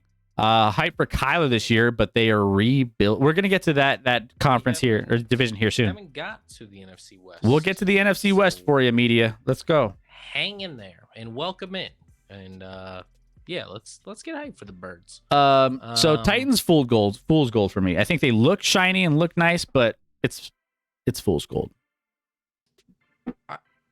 I think the Titans have an identity crisis. Like, I'm very confused with the Titans offseason. In a year where it should have been so clear and so obvious, like, hey, we're moving on from our coach. We're moving on from our franchise player for the last 7-8 years in Derrick Henry. We got a young quarterback. Let's build it up. Let's rebuild. Let's start this thing up the right way, and let's see where we go. And Ron Carthen, their GM's like, fuck that. All right, I'm going rogue. I'm going to pay for Calvin Ridley for no reason. Tony Pollard. I'm going to trade for L'Jarius Sneed. I'm going to, like, all these weird moves that don't really fit into, pay for Lloyd Cushenberry at center. Like, all of these things. Tyler Boyd, that I didn't have to really pay for Tyler Boyd, but you get the point. Is he terrified of losing his job? Like, after 1 year, like, sometimes pain is good. The Titans should have opted for pain. And guess what? At 6.5, they're still going to feel pain. They're still going to feel pain because they're going under 6.5. Yeah. Will Levis is not going to end up being it. Tony Pollard was actually quietly awful in Dallas last year. He just never recovered from that injury. Didn't look remotely like the same player. You have D-Hop, who's obviously a nice piece, but like getting up there in age and can't stay healthy. I don't know why they signed Calvin Ridley. Defensively, you have I obviously love L'Jarius Sneed as a Chiefs guy, but I don't know what that does to go along with like Jeffrey Simmons and then Kenneth Murray. They signed up for, like, they spent all this money, and I'm like, what to do what? To do what? Anyway, I'm going under on Titans, and literally, if you're a Titans fan, you should just be so mad at your GM because maybe it brought excitement, and you're like, oh, we could be, but you won't be. You won't be. Okay, and you got a brand new coach there, Brian Callahan. We'll see what he can do. Obviously, the OC and Cincy the last few years. See how that goes. I don't know. It's way too soon to see how he is as a head coach, but like, he's been put in a weird position. On to the Texans. The sweethearts of this division. The Jacksonville Jaguars of a year prior. Yeah, you're not wrong. Love. You're not wrong. Love. And guess how that worked out for the Jaguars? So 9.5 almost feels. I'm sure if we looked up the bets on this, the over is like nailed, getting slammed. It's a trap. Slammed on the over. I mean, How could it not? CJ Stroud. Are They you made- kidding me? Oh, you add Stephon Diggs to Nico Collins and Tank Dell. Get Minus outta 150. here. Minus 150. Okay. It's pretty heavy on the over on 9.5 at minus 150. I think the Texans are getting overhyped, but with saying that, they win 10 games, bro. Like win 10 for me. Is that with the seventh hardest schedule? It is a hard schedule, and that's a concern. They are on my site based on win totals. They are where did they go?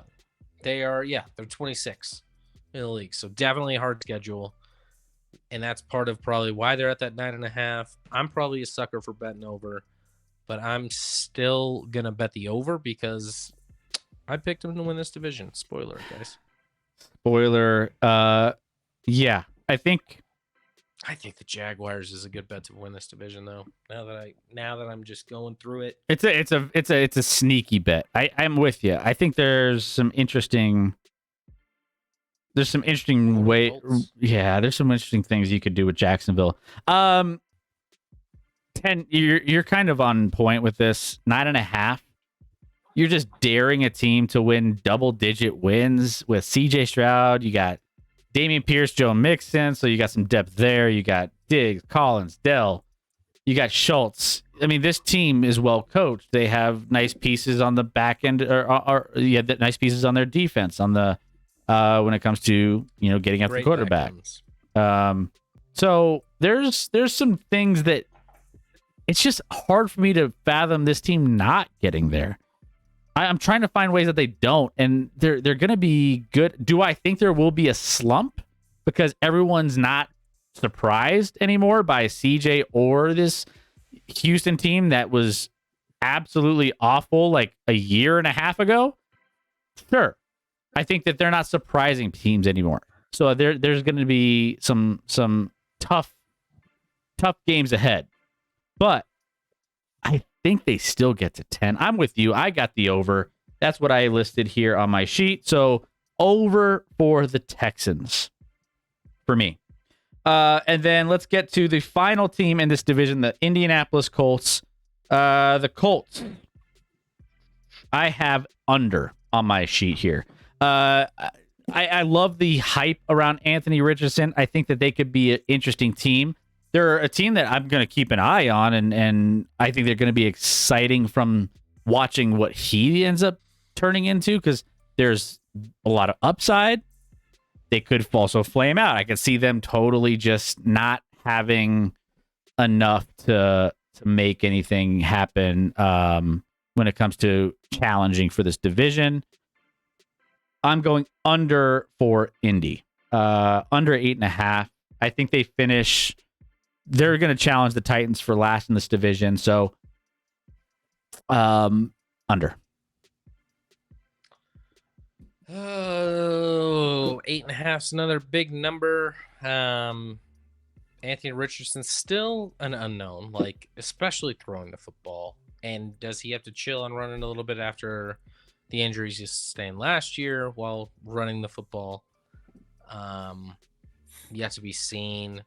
This team was right in the mix to make the playoffs, though, without him last year. I do think he's got to be an upgrade over Gardner, right?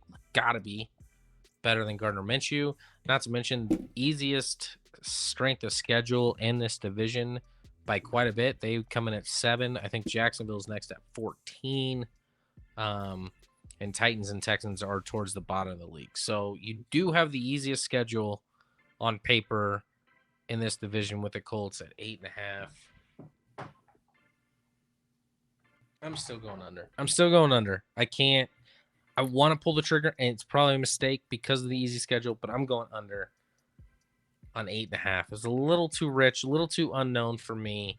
The offense, Jonathan Taylor is nice. The offensive line is getting older and probably not like big names like Braden Smith and Ryan Kelly and Quentin Nelson, but are they as good? as they've been in the past. I don't know. I do like the Adonai Mitchell addition at wide receiver. The defense is nice with D-Buck. They played pretty well defensively last year, honestly. So under. Okay. Under I don't Indy. know. I could flip a coin on them. Real quick, shout out to our contest, Super Contest, Pick'em, and Survivor. All the links are in the chat, all the passwords. Get in. They're free. You can win ActionLab gear like this hoodie, like this hat, like this mug, coffee, like a champion in the morning.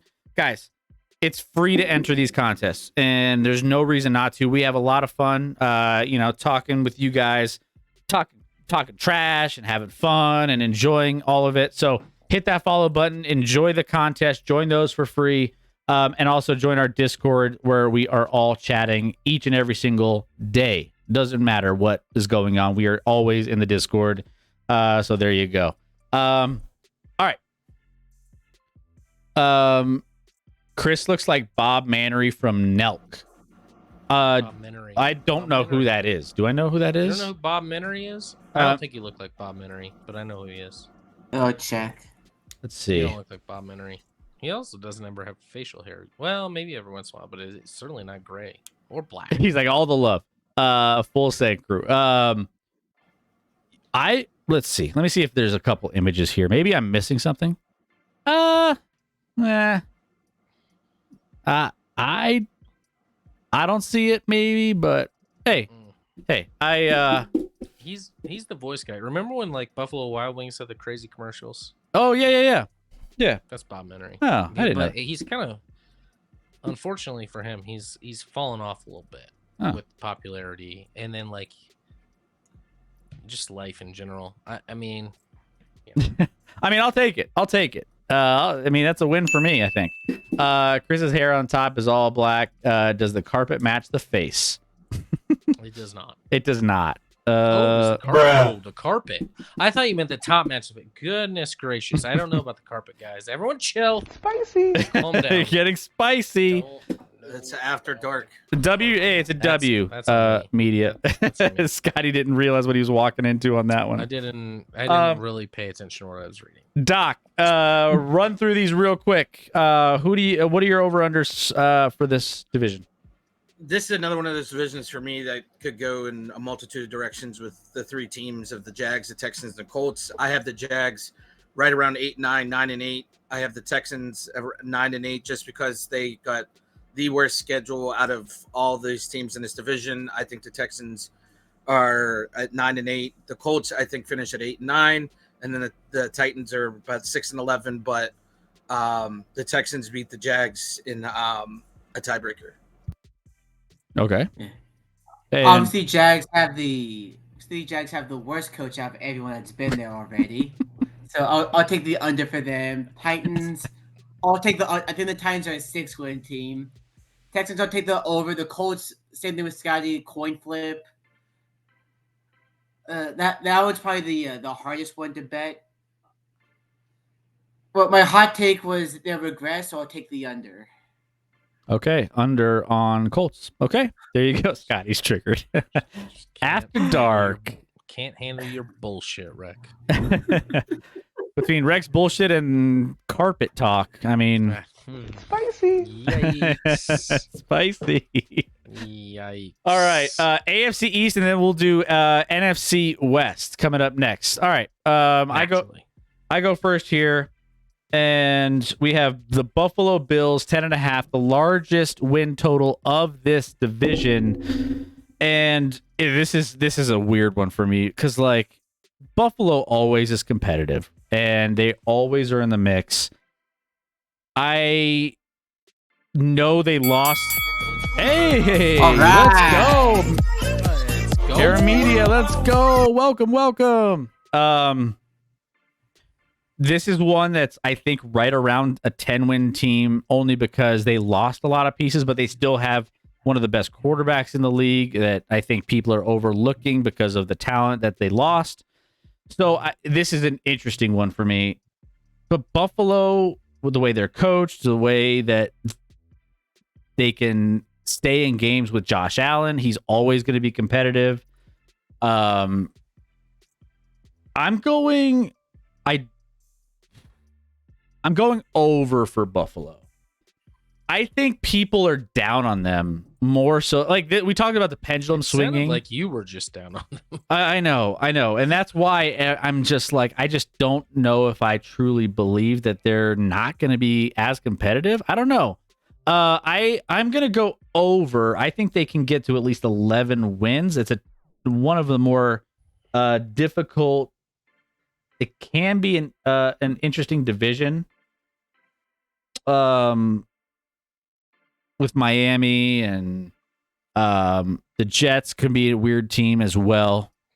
Patriots could be really good. Patriots, who knows about them? I'm gonna lean over for Buffalo. I think that they get there, and I'm going over. Yeah, this is me like ignoring all the talk, and also they have a difficult schedule. The most difficult schedule. Well, actually, the second most difficult schedule in the AFC East. But with that, I just think Josh Allen goes full baller mode this year. I think Josh Allen's a clear-cut number 2 quarterback in the league. People can disagree. That's fine. But for me, he's that dude that's number 2. I would take him over anyone not named Patrick Mahomes. Or, of course, Bo Nix and Caleb Williams. True. But outside of those guys. And I have the Bills very, very highly thought of in my playoff ranking bracket seed. So because of that, and because I know they lost a ton. I understand, but I just believe in Josh Allen that much, where he's going to put them on the back this year, and they're going to win 11 games. And maybe 12. Media's like, no way without Diggs. I almost think Diggs is maybe addition by subtraction. I do too. I think that's going to be kind of a breath of fresh air for Josh Allen, because you don't have a guy on the sideline in your ear, the pressure of having to force him the ball. You have some Coleman, Shakir, Samuel. I think they're not the best names of some of these wide receiver cores we've already talked about or may talk about moving forward. But like Dalton Kincaid, I just think that he's going to try to get the most out of those guys. Yeah, I'm with you, Scotty. I know. Yeah, it's not Khalil Shakir is not a big name, but I like him a lot this year. Keon Coleman, we'll see. Thought it was a little reach on when they took him, but like we'll see on that. Dalton Kincaid's obviously a nice tight end to go with Dawson Knox. You can play a lot of 2 tight end sets there. James Cook's a nice running back. Defensively, they're aging still, and I hate that they lost Milano already again. But Diggs was invisible the second half of last year. Like Diggs was awful. Yeah, he was incredible the first half, and just I've never seen like a mid-season swing like that where like, dude was invisible for the second half of last season and the playoffs. First half of November is when he fell off. Yeah. All right. So both of us over on the Bills slightly. Let's go to Miami, Scotty. Dolphins. I wanted to fade the Dolphins so much. You wanted to. I thought I was going to. But they do have one of the easier schedules in football this year. They're ranked 8th in schedule strength, according to Vegas win total forecast. They're obviously an explosive offense when, they're going to get off to a hot start because they're going to be playing in warm temperatures. You fade them once they start playing in the cold, of course. I don't know why Tua losing weight is helpful for him. He's still not going to be mobile, and he's just going to be colder now in the cold. He doesn't have that base layer that I have to keep yourself warm in the cold. So don't get that decision. Like, they have to win the division. And I think, actually, Mike McDaniel kind of talks about this. I think was it on the McAfee show? can't remember for sure, but like getting interviewed, and he kind of talks about like we kind of did this to ourselves, and we realized that we have to get like last year when they had to go to KC and play in the frigid temperatures and didn't play well at all. They know like they can't afford to not win this division and have success in the playoffs, because if they don't win it, they can't. They got to be in the friendly confines of warm for Tua. Tua doesn't have arm strength and cold. Tyreek moved, is from Miami, went back there. They're explosive. They'll be a lot of fun to watch. They'll hit over on the 9.5.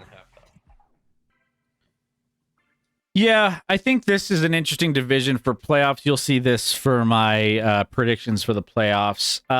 They won 11 games last year. Between the Dolphins and the Jets, there's a lot of variables that go into both of these teams.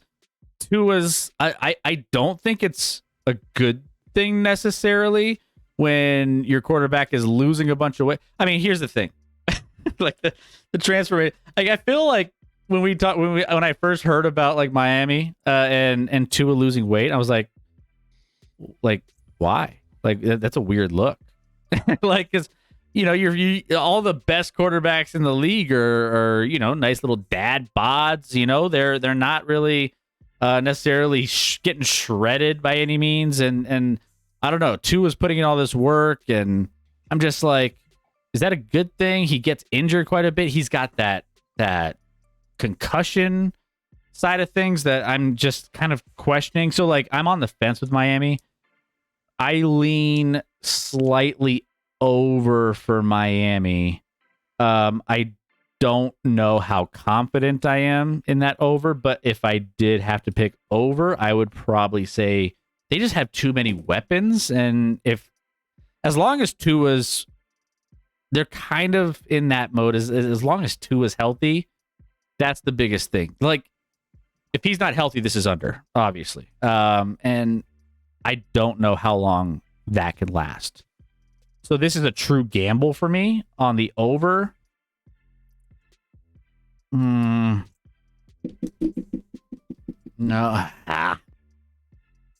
Do I want to make that my final answer?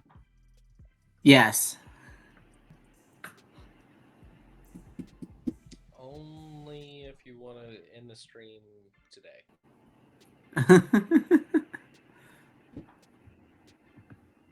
I don't think he wants to end the stream today. Okay, I'll lean over. I'll lean over for Miami. Lean over for Miami. Tell us about the Jets, Chris. The Jets, Jets. Longest playoff drought, I believe, in football. It is. Yes. And I think they might have a chance to break that this year. You don't. I don't want it to happen, but I think because who's number 2, Chris? It's who's a team 2? that shall not be named. Jets. Guys. I think that the Jets. This is exactly the same scenario as the Dolphins. I'm on the fence with this over/under total. I think they're nailed exactly where it should be. If I'm going over on the Dolphins, I'm probably going slightly under on the Jets. Just because I think that there's going to be some circumstances that end up not going their way. But you'll see that I'm not completely closing the door on them necessarily here in a little bit. Spoiler alert. You might make 12 changes, Chris. It feels like there's about 12 that you don't. No, I only have like one that I think I'm really feeling like I probably will change. Like the Jets? The one you just made? No. Oh, you were just saying like you'll see later where I might. So yeah. I thought it might be them. No. I'm gonna slightly lean under for the Jets. There's a lot of hype. There's a lot of hype around the Jets because everyone's like all over a quarterback that's old and they has weapons and everything else, but he's coming off an injury for last year with Aaron Rodgers.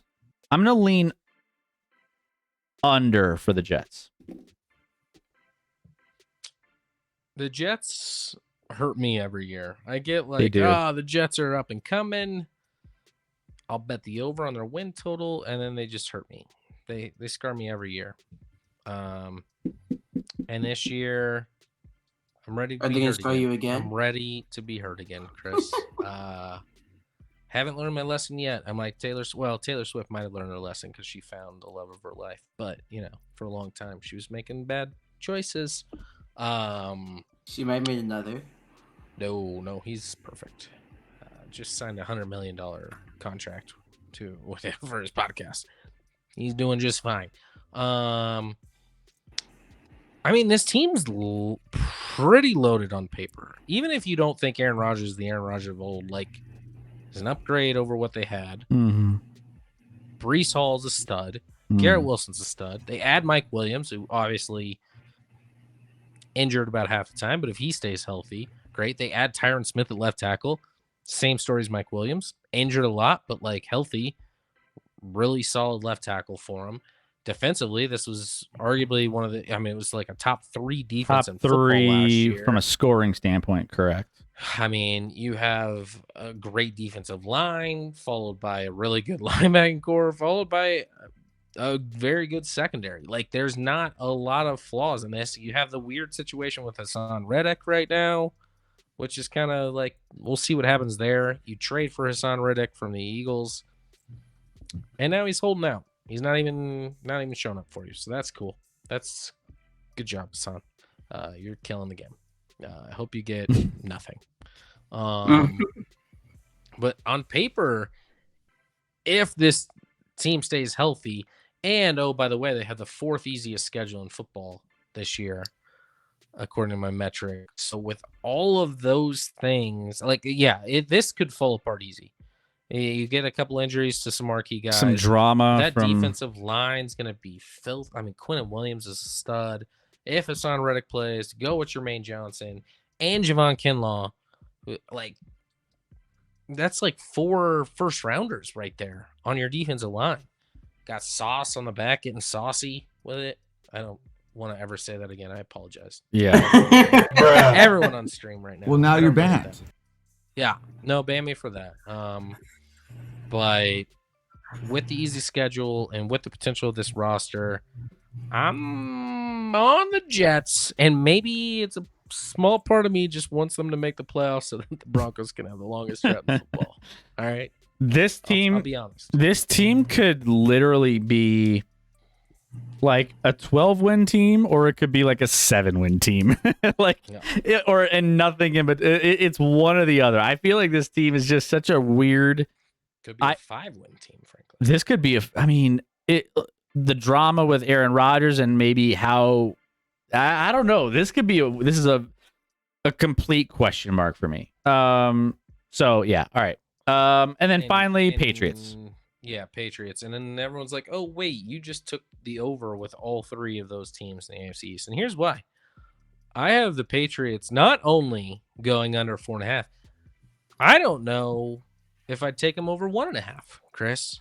Ooh. I think the Patriots have potentially the worst roster in all of the NFL, and you combine that with the second most difficult schedule in all of football and a new rookie coach that's probably gonna listen. I wouldn't even blame him this year if they're bad, but gotta get the bearings. They're it's just such a bad roster. Who's the best player on the Patriots, Chris? Someone help me out. Who's the best player? Ramondre Stevenson, maybe? That's I don't know. Yeah. I don't know. It's bad. Maybe It's probably Christian Gonzalez, who played 3 games last year as a rookie before he got hurt.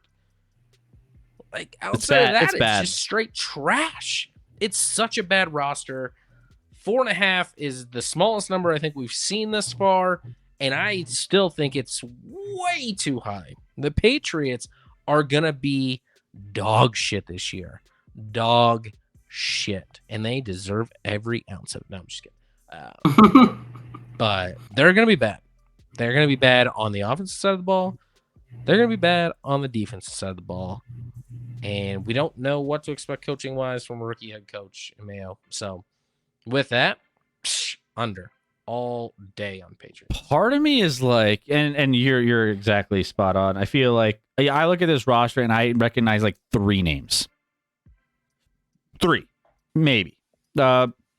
Obviously Jacoby Brissett, Stevenson, Drake May, and then I mean, Cal Duggar's Drake not May's bad. Drake May's not playing. well, yeah, but I mean that's how bad this is, right? Like that's when I Some of their recognize best a players guy like Christian Barmore and Kendrick Bourne and Cole Strange all out right now. They're not even healthy. Like, yeah, because this was bleak. 5.5 and it dropped to 4.5 real quick, and I can see why. Part of me is like everyone knows this is going to be a bad team, and so everyone's pounding the under, which rightfully so.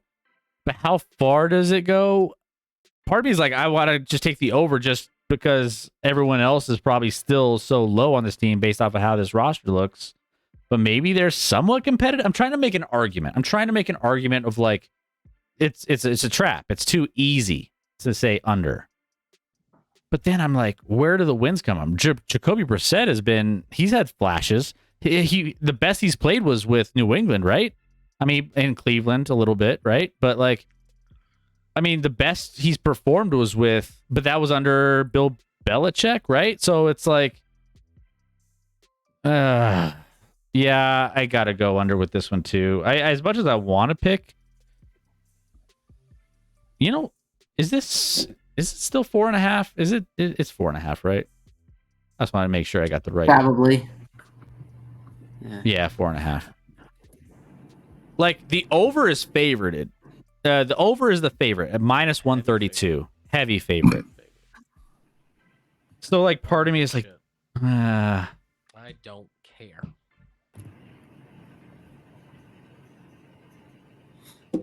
So shit. Wait. I'm second guessing my under. They're just so bad, but I think it's a trap. It's a Out of trap. all of these teams, you say this is the trap? There is no trap here, Chris. So while he does I'm that, I'm galaxy braining it. I'll take an under. I'll take the under. The Bills, I still don't like. I mean, again, I still love Josh Allen, but I don't think he can get them to 11 by himself. Dolphins, they'll get to 10. Not much of a problem. Jets, they'll do Jets things and go under 9.5. And the Patriots, if they're smart, they're going to start Jacoby Brissett and they're going to tank like hell. Oh, that's if Brissett recovers from whatever injury he suffered last week. He got slammed. I think they'll be fine tanking with Drake May as well. Yeah. Which I'd much rather them tank with Brissett than May. Yeah, I mean, I take a look at this division, and obviously you can see the win totals speak for themselves, but I'm going to go a little bit here, take a playbook out of Scotty's here.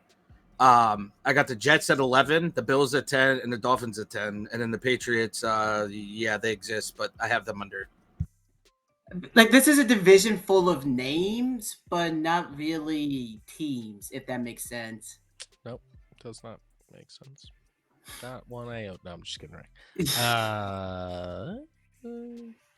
Okay. What do you mean? What do you mean by that? Why are they not teams? They have uniforms. They're like It's it's like fake muscles. Like, you know how like people can have like muscles, but like they're not strong. You know what I'm saying? Is that what you mean, Rick? Like they like you see all the same power. It's like, oh yeah, this division's gonna be so good. They got Allen, Tua, Aaron Rodgers at quarterback. Got all these weapons, especially for the Dolphins, the Jets. They get all this stuff. Like, got all these names, but what are they really? Like, again, the Bills are starting DeMar Hamlin at safety. He's only still in the league because of the positive PR he brings to the league. Let's be real. Like, the Bills have 2 tight ends and a defensive tackle. That's about it. And old man Von Miller that ran his teammates out of town. The Dolphins, they have a bunch of great players, but again, they just kind of like the Cowboys and the Ravens, they just fail when it matters most.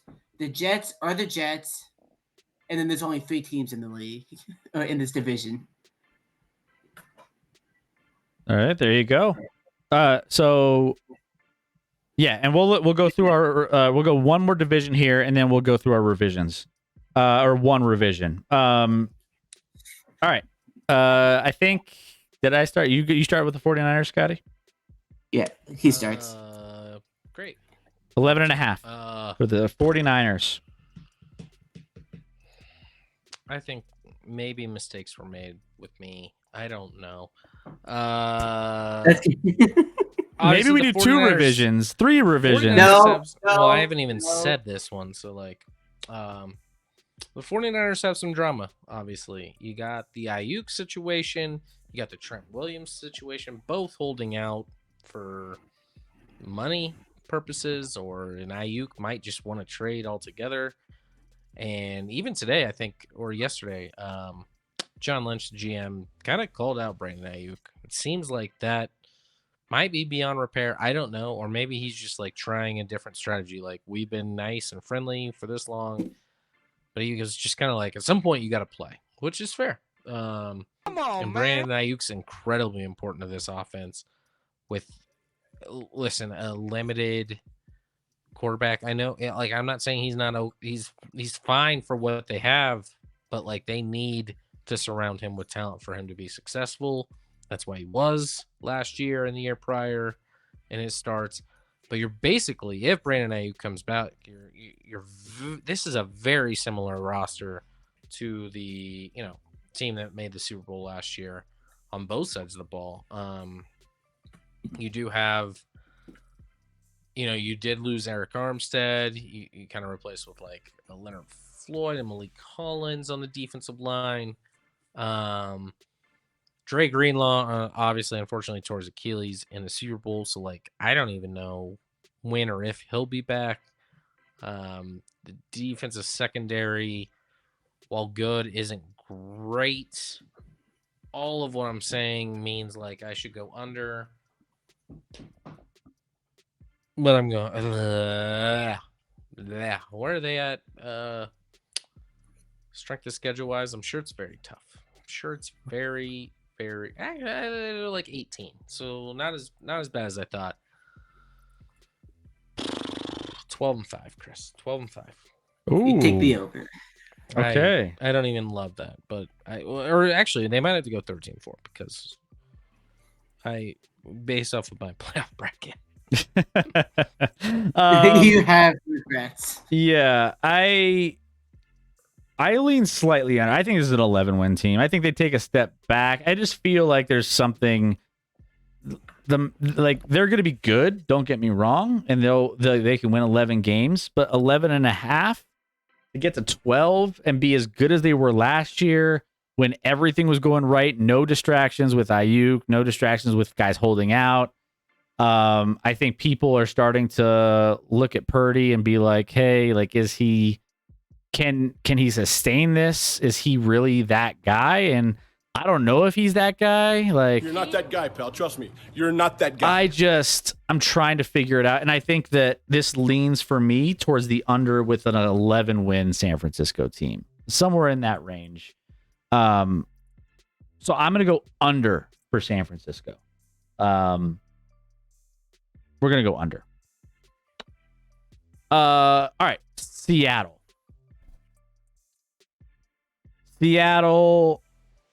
This team, I think, can be a sneaky team. They were 9-8 last year. Now, they still have Geno Smith, Kenneth Walker, DK Metcalf, Lockett, and Jigba. They have some decent players, at least offensively. 7.5 seems a little low.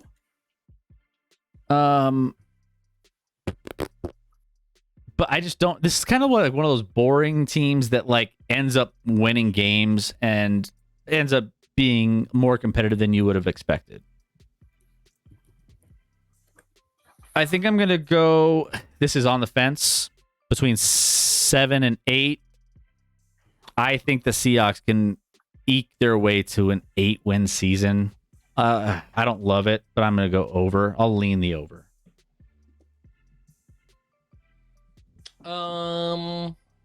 Sweet. I'll just go under then. Moving on from Pete Carroll, I think there's going to be an adjustment in listen, I think it's pretty clear how good Pete Carroll is of a coach once you saw Russell Wilson leave. Yeah. Geno Smith, let's keep in mind, Geno Smith was thought to be awful. I think a couple of years ago, we ranked him as the 32nd best starting quarterback in the league. And there's only 32 teams.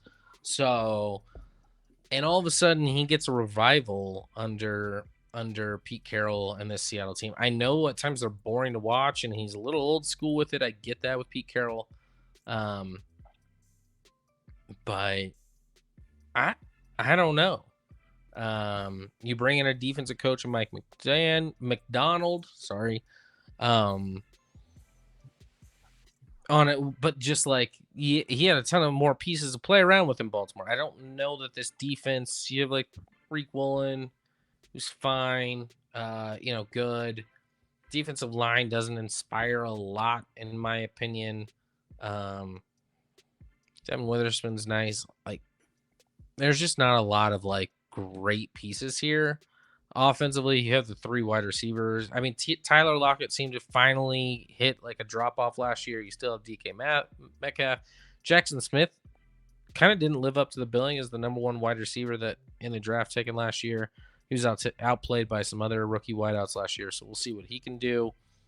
It'll be a 2-headed monster a little bit at running back with Kenneth Walker and Zach Charbonnet. And I'd rather just play Zach Charbonnet because I like his name. But I'm going under. I think there's going to be some Geno without the comfort and the protection of the Pete Carroll and stuff like that.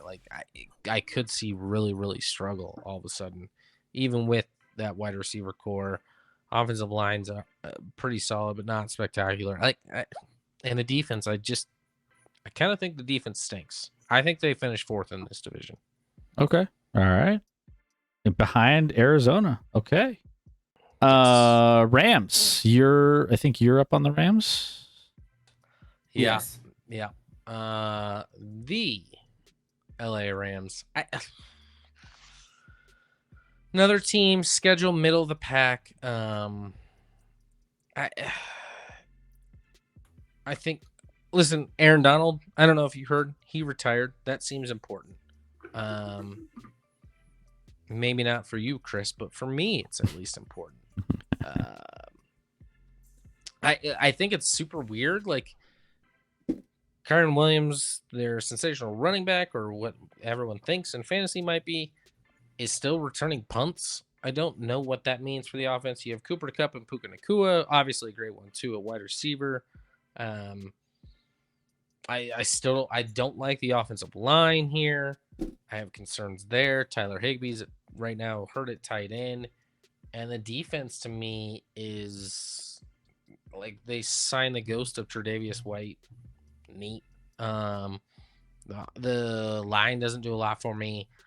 I think this team gets behind in games, then they're forced to throw. The offensive line can't protect Matt Stafford. And this sucks to say a lot. I think Matt Stafford doesn't make it through the season. I think he gets hurt. He's got that back issue. I get concerned behind this offensive line and the bad defense that I think they have on this roster or this team. I think a lot of people are high on the Rams, and 8.5 feels low for them. I'm going under 8.5 with the Rams. Okay, under 8.5. I feel a little stronger about the Rams, and I talked about injuries when we were talking about the Miami Dolphins and the Jets with there's a lot of issues with injuries, and there are issues with injuries with them, but also the Rams because you have Stafford, you have Cooper Kupp who's constantly injured as of late. So but weirdly enough, I feel more confident in this injury situation and making it out okay than I do the other ones from the other divisions. So this has the opportunity to be one of the more higher octane offenses, especially with Sean McVay, with the weapons that they have here. If Matt Stafford can stay healthy, I really like their chances to be one of the best offenses. You mentioned Kyron Williams as well, but like there could be a lot to love about this offense. It could be one of the best in the NFL if everything goes right, which means they're going to be battling with San Francisco, who I think is regressing. People might be. I mean, this was a 10-win team last season. I know you missed out on, when you're basically the best defensive player in football. But I think people maybe might be overreacting a little too much. I don't know. I think the offense is going to have to ramp up, and I think they have the personnel to do it. So I'm going over. Ramp up. I'm going to go over 8.5 for the Rams. I think that they're good enough. Their offense is good enough to carry them to at least 9 wins, if not more. And then the Cardinals last. So Emmer Media, big Cardinals fan, loving the Cardinals. I love you. I don't want you. I want you to be around this season. Don't take this the wrong way. I'm going under for Arizona. I don't think they're quite there yet. I do like a lot of their promising pieces. I mean, obviously they had a big addition this past offseason with Marvin Harrison Jr., which I think could be electric. So I think Kyler Murray comes back. We talk about Kyler Murray in some of these circumstances of like, is he the guy from a fantasy standpoint versus we talk about fantasy players versus like producers. And I think Kyler can be a little bit of both, but I think he's a more fantasy guy than like, winning football games guy. I'm not saying I don't believe in him, but I just think that there's a lot more that this team needs to put together to be competitive, especially in this division. I think this is one of the tougher divisions. I think there may be a top 3 when we're ranking divisions. I think this could be an interesting sleeping division when it comes to like the strength of every team in this one. But I'm gonna go under for Arizona at 7.5.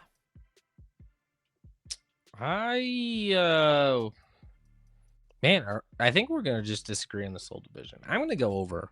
I got you, Amelia.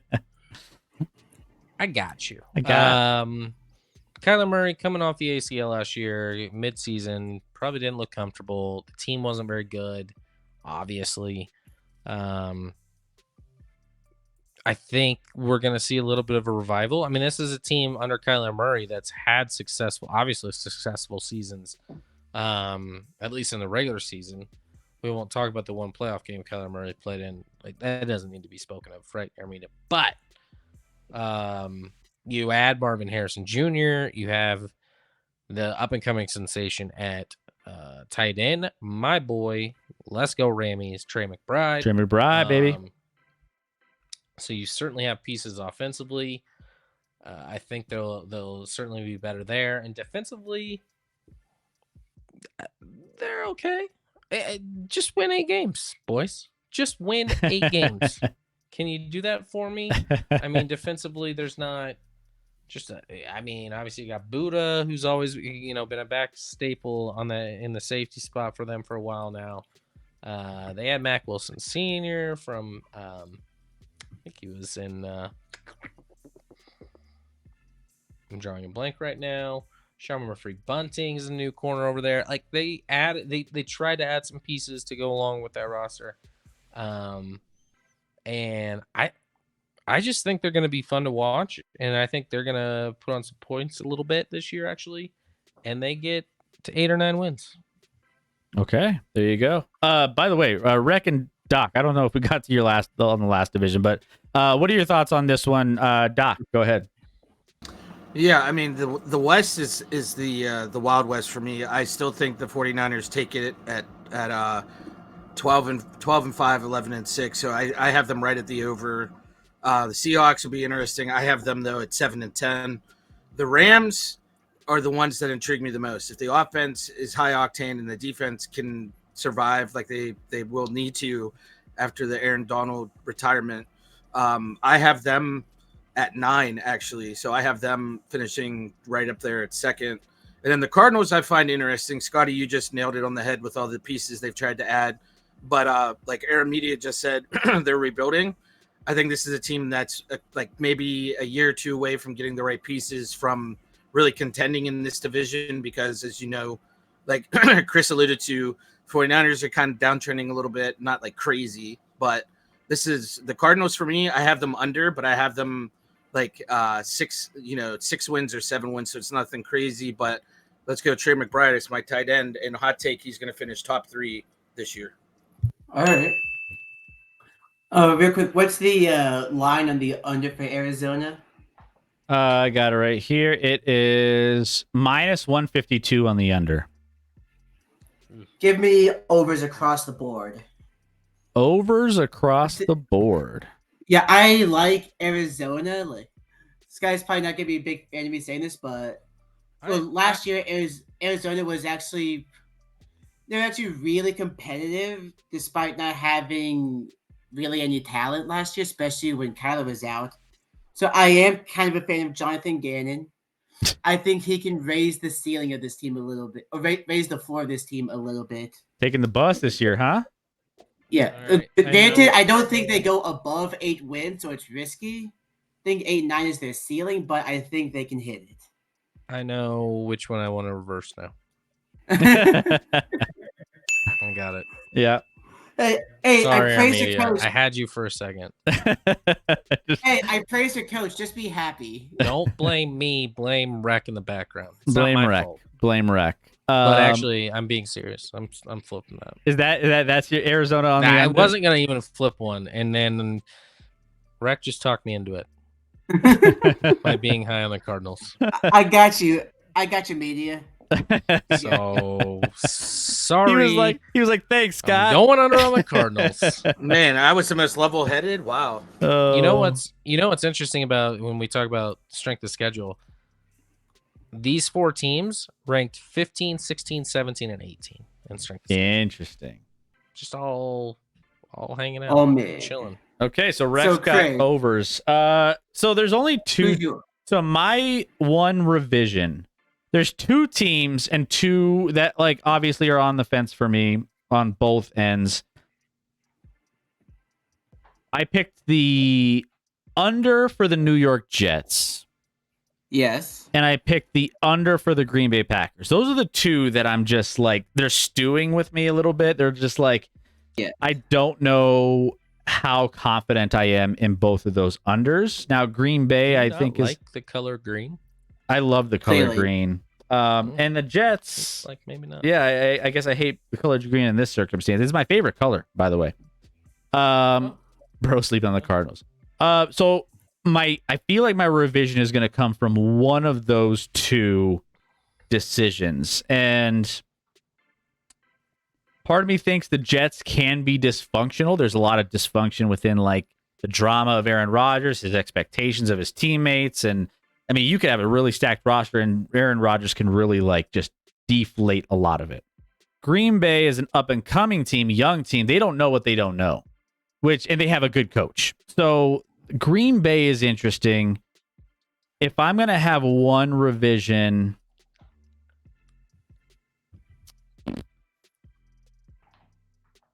oh my goodness. Eeny, meeny, miny, mo. Oh, Armedia makes a good point. Green Bay picked up Malik Willis, so that's a needle mover. To replace Clifford. I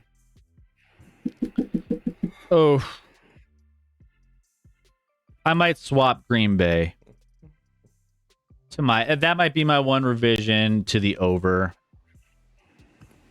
NFC North is one of the best divisions in football.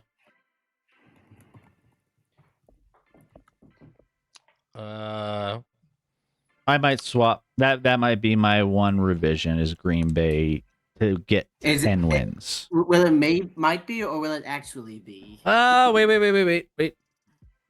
I forget, Oh my God. actually, real quick. I got to be careful because I also, too, got to, like, back up. Like, I think Scotty mentioned a little bit with our what we're going to be talking about here next. I got to make sure I'm not pushing because that might contradict my. It might have to be the Jets if I'm going to make this move, right, Scotty? Yeah, I mean, based off of what? Yeah, I think it might have to be. Yeah, all right. We'll flip the Jets. Let's flip the Jets. We'll keep Green Bay where they're at. Under for Green Bay. Final answer: Jets over 9.5, and we're gonna go over. That's my final revision. Jets over 9.5. Everything is final. You cannot change anything else. Okay, locked in. You made your revision, Scotty. You're the Cardinals. Rec or Doc? Do you want any revisions from what you chose? One revision. Locked in. Yeah, I think I'm locked in. I just hope everybody in the AFC North loses 17 times. Thank you. Including the Steelers. Yeah, it's Yes, hard, including us. it's hard to do when you guys. Someone's got to win. I know. Okay. It's wishful thinking, Scotty. Don't push my dream mellow, okay? All right, guys. So there's I was our win terrified totals. that Rec was going to reverse on the Cardinals after I Right. That's what I was No. expecting out of everything. That's Can't what I do was that. expecting Rick to do. It's like when you play But he's got Uno. that fire in his gut for Arizona, and Cuban said that might be the hot dogs finally. Fire in his gut. He took the bus to work today, and he played the double reverse from Uno on you. Yeah. All right, well, there you Cuban go. Benny's spitting facts. I know that. That's fact, Cuban. Our Yeah, I think official. it is just the hot dogs pushing through him. Finally. Thank goodness. Yep. Those are our official win total picks. So make sure we're going to be keeping tabs on those all season long, and we'll revisit those at the end to see what ends up happening there. Now let's get to it's late in the night, so we're going to get to our predictions. We're going to roll through these, and we're going to finally get to our official picks to make the playoffs and who's going to win the Super Bowl. So let's get it. Let's go switch this up a little bit. Let me switch to our switch these off and go to the next ones. And we have our 2024 season predictions. I don't know who's first on this. I forget who's uploaded first. So Just pick one. Scotty, here we go.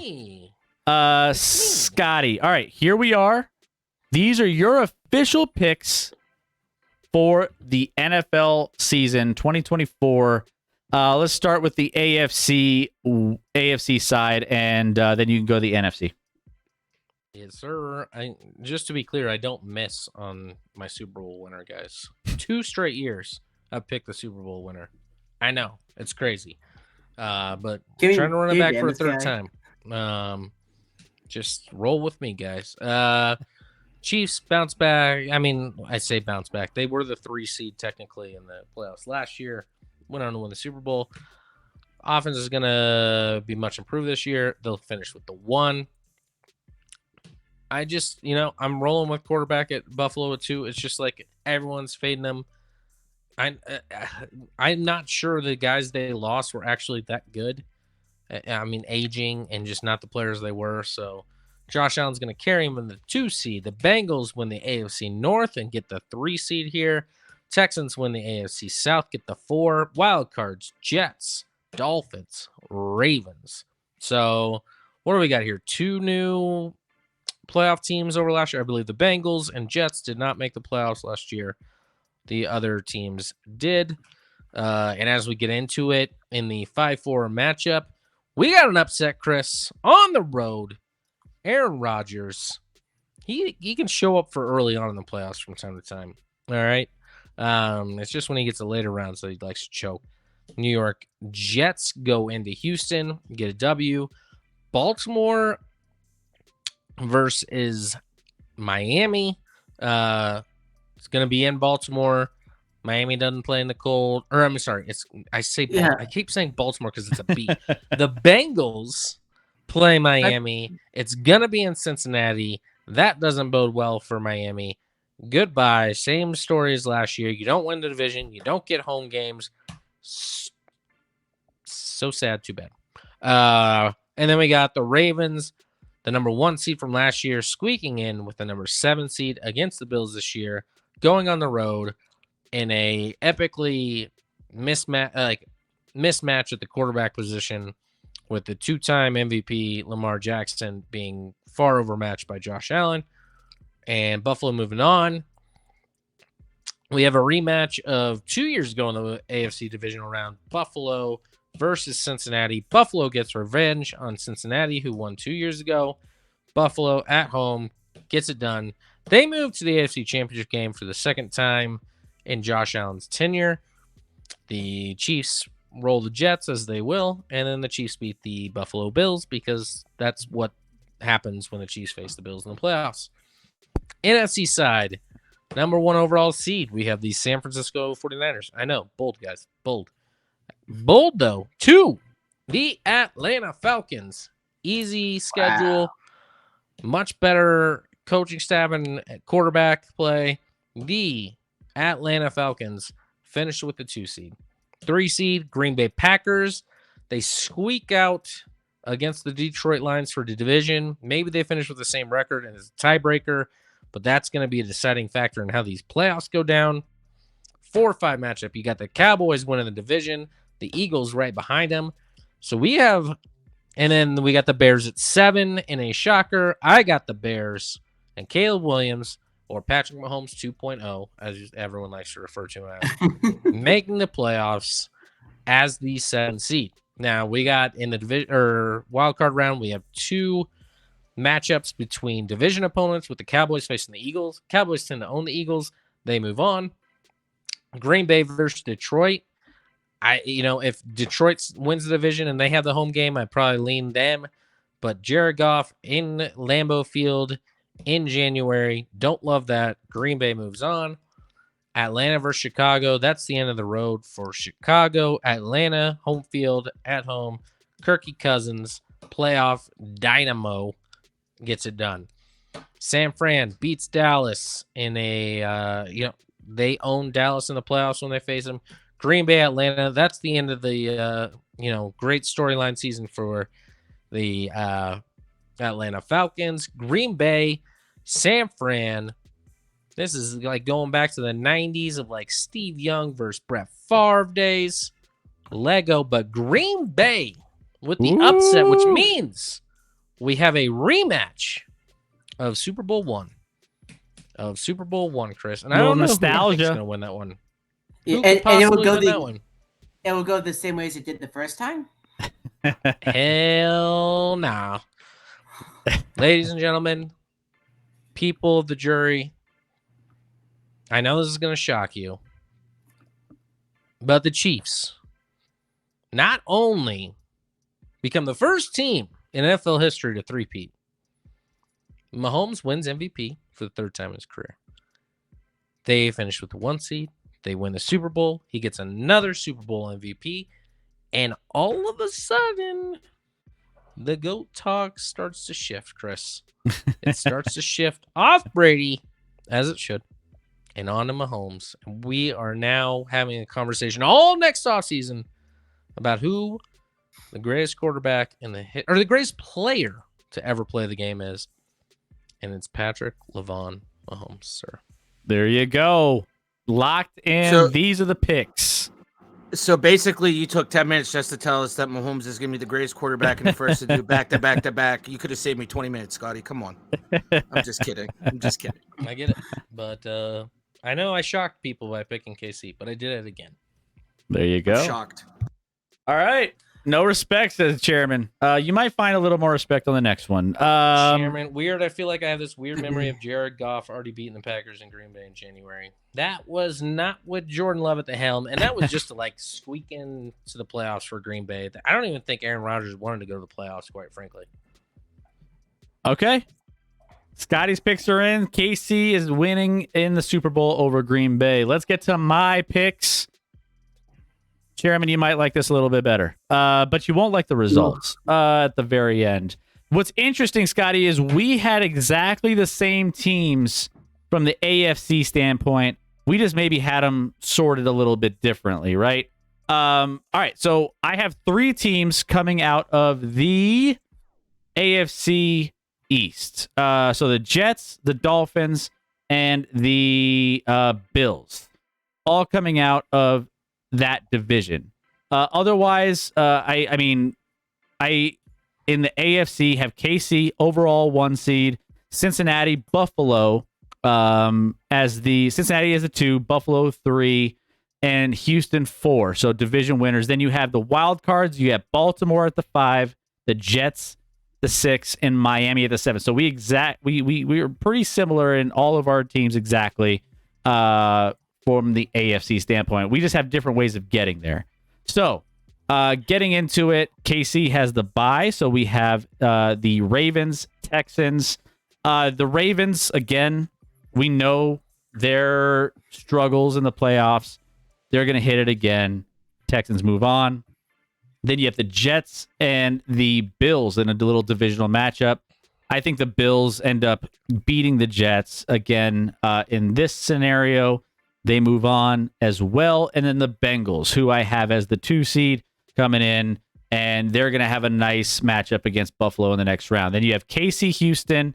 KC's the stronger team. They're going to be well rested. They'll take care of business. Bengals take care of business against Buffalo. I think this is where Buffalo kind of catches up with some of the losses on their roster. So I think they might fall a little short against the Bengals team that's a little bit more desperate to win this year.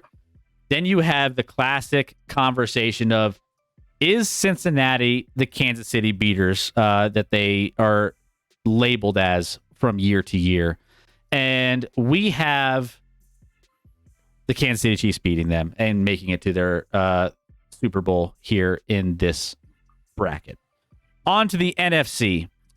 We have Detroit with the bye. They end up finishing with the best record in the NFC. With the Los Angeles Rams, number 2. I think they win the division, challenge for the division, and potentially win it with that offense. If it's as prolific and everyone stays healthy, I think they have the highest upside value. Then you have Dallas taking the division over Philadelphia. I think Philadelphia struggles, like we talked about. And then Atlanta wins their division. That's they're the best team in that division, so they will make it in. San Francisco is the 5 seed coming in, also from the NFC West. Philadelphia also comes in, and Chicago. I also have Chicago making it to the playoffs. Interestingly enough, their just roster is too good, and it's hard for me to fathom they don't make it in here. So that being said, San Francisco takes care of Atlanta. Atlanta, again, just can't match up with San Francisco. Then Dallas gets some success this year. They have a lot to prove. Dak has a lot to prove. And I think that they're going to be missing some of the leadership from Kelsey in the playoffs. I think Dallas makes it. They're at home. They take care of business against Philadelphia. Then you have the Rams at home against the Chicago Bears. I think the spotlight's too much for a young Chicago team. They don't know what to expect. They're on the way up, but not this year. Rams take care of business. Offense is too good.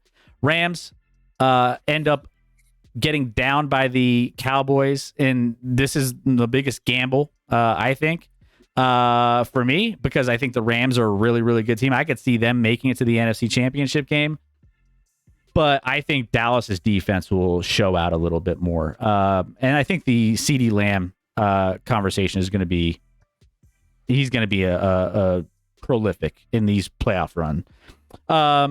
Cowboys move on, end up beating the Rams. San Francisco loses to the Lions. I think the Lions at home are going to be really good. Goff at home is really good. And I think that San Francisco runs out of gas, injuries maybe, and then some drama with, anything else that might be happening. Lions, Cowboys. Lions take care of business. Dallas road home splits aren't very good against good teams. Lions end up winning that game and end up going to the Super Bowl to face the Kansas City Chiefs, where Kansas City does three-peat. Kansas City, I got winning the Super Bowl this year, Scotty. Welcome to the light side. I I think that's the dark side. It's not the dark side. We got all the good guys on our team. Kelsey and Mahomes. The good guys like Rashi Rice. Hey, he's, drove a little too fast. Did a little bit more than that.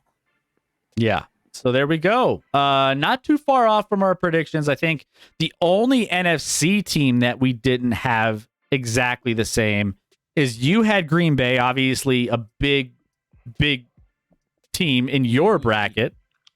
Yeah. The NFC representative. NFC representative in the Super Bowl, whereas I did not have. Nowhere to be found. I have the Rams being the representative for at least 2 rounds. Or 2 games. So, yeah. So there you go. Those are our predictions, ladies and gentlemen. I'll take the field, says Rec. Real quick, Doc and Rec, what are your Super Bowl predictions? Who do you have in the Super Bowl? Doc, go ahead. You go first. Yeah.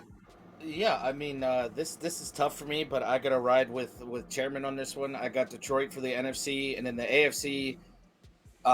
It's a coin toss between Kansas City and don't get all excited, but I have to say Cincinnati.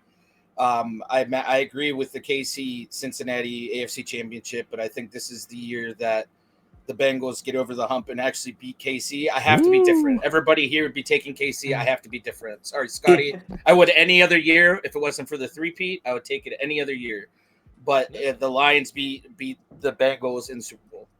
Don't apologize to me. Just So Doc, you and I are on similar wavelengths then with my picks. Okay. Yeah. Which should be extremely concerning for you. But. Which means. But the Bears wouldn't be my 7, but everything else, yeah. Okay. I am sticking with my hot take from the last show. Oh, Both teams in the Super Bowl will be teams that have never made it before. We will have Houston and Detroit, and the Houston Texans come out on top. Wow. For their first ever the youngest team in the league gets Super Bowl #1. Can I have what Rex smoking? I mean, all 3 of you have the Detroit Lions and the Super Bowl. Yes. And then do all 3 of you have them losing then? I think Doc has them winning. Did you have them winning? Yeah, I have Detroit. Detroit finally getting it. Okay. All right, we'll see. There you go. We're gonna go Chairman against the asked, grain here. Question for you both: who wins the Super Bowl, KC or the field? We know who you're taking. No, you take the field. There's never been a team in the history of the NFL that prior to the season you would take over the field. The NFL is too unpredictable. Although maybe it's not that way with Mahomes. So maybe I will take Mahomes. Was there ever a doubt, Scotty? Good night, Hauser. Thank you for being here tonight. Again, all of our NFL coverage, guys. Join in on our contests if you haven't already. There you go. There's the links. I will get this all uploaded, and we will make sure that you guys can visit it anytime throughout the season to double check all of our over/under totals and our predictions.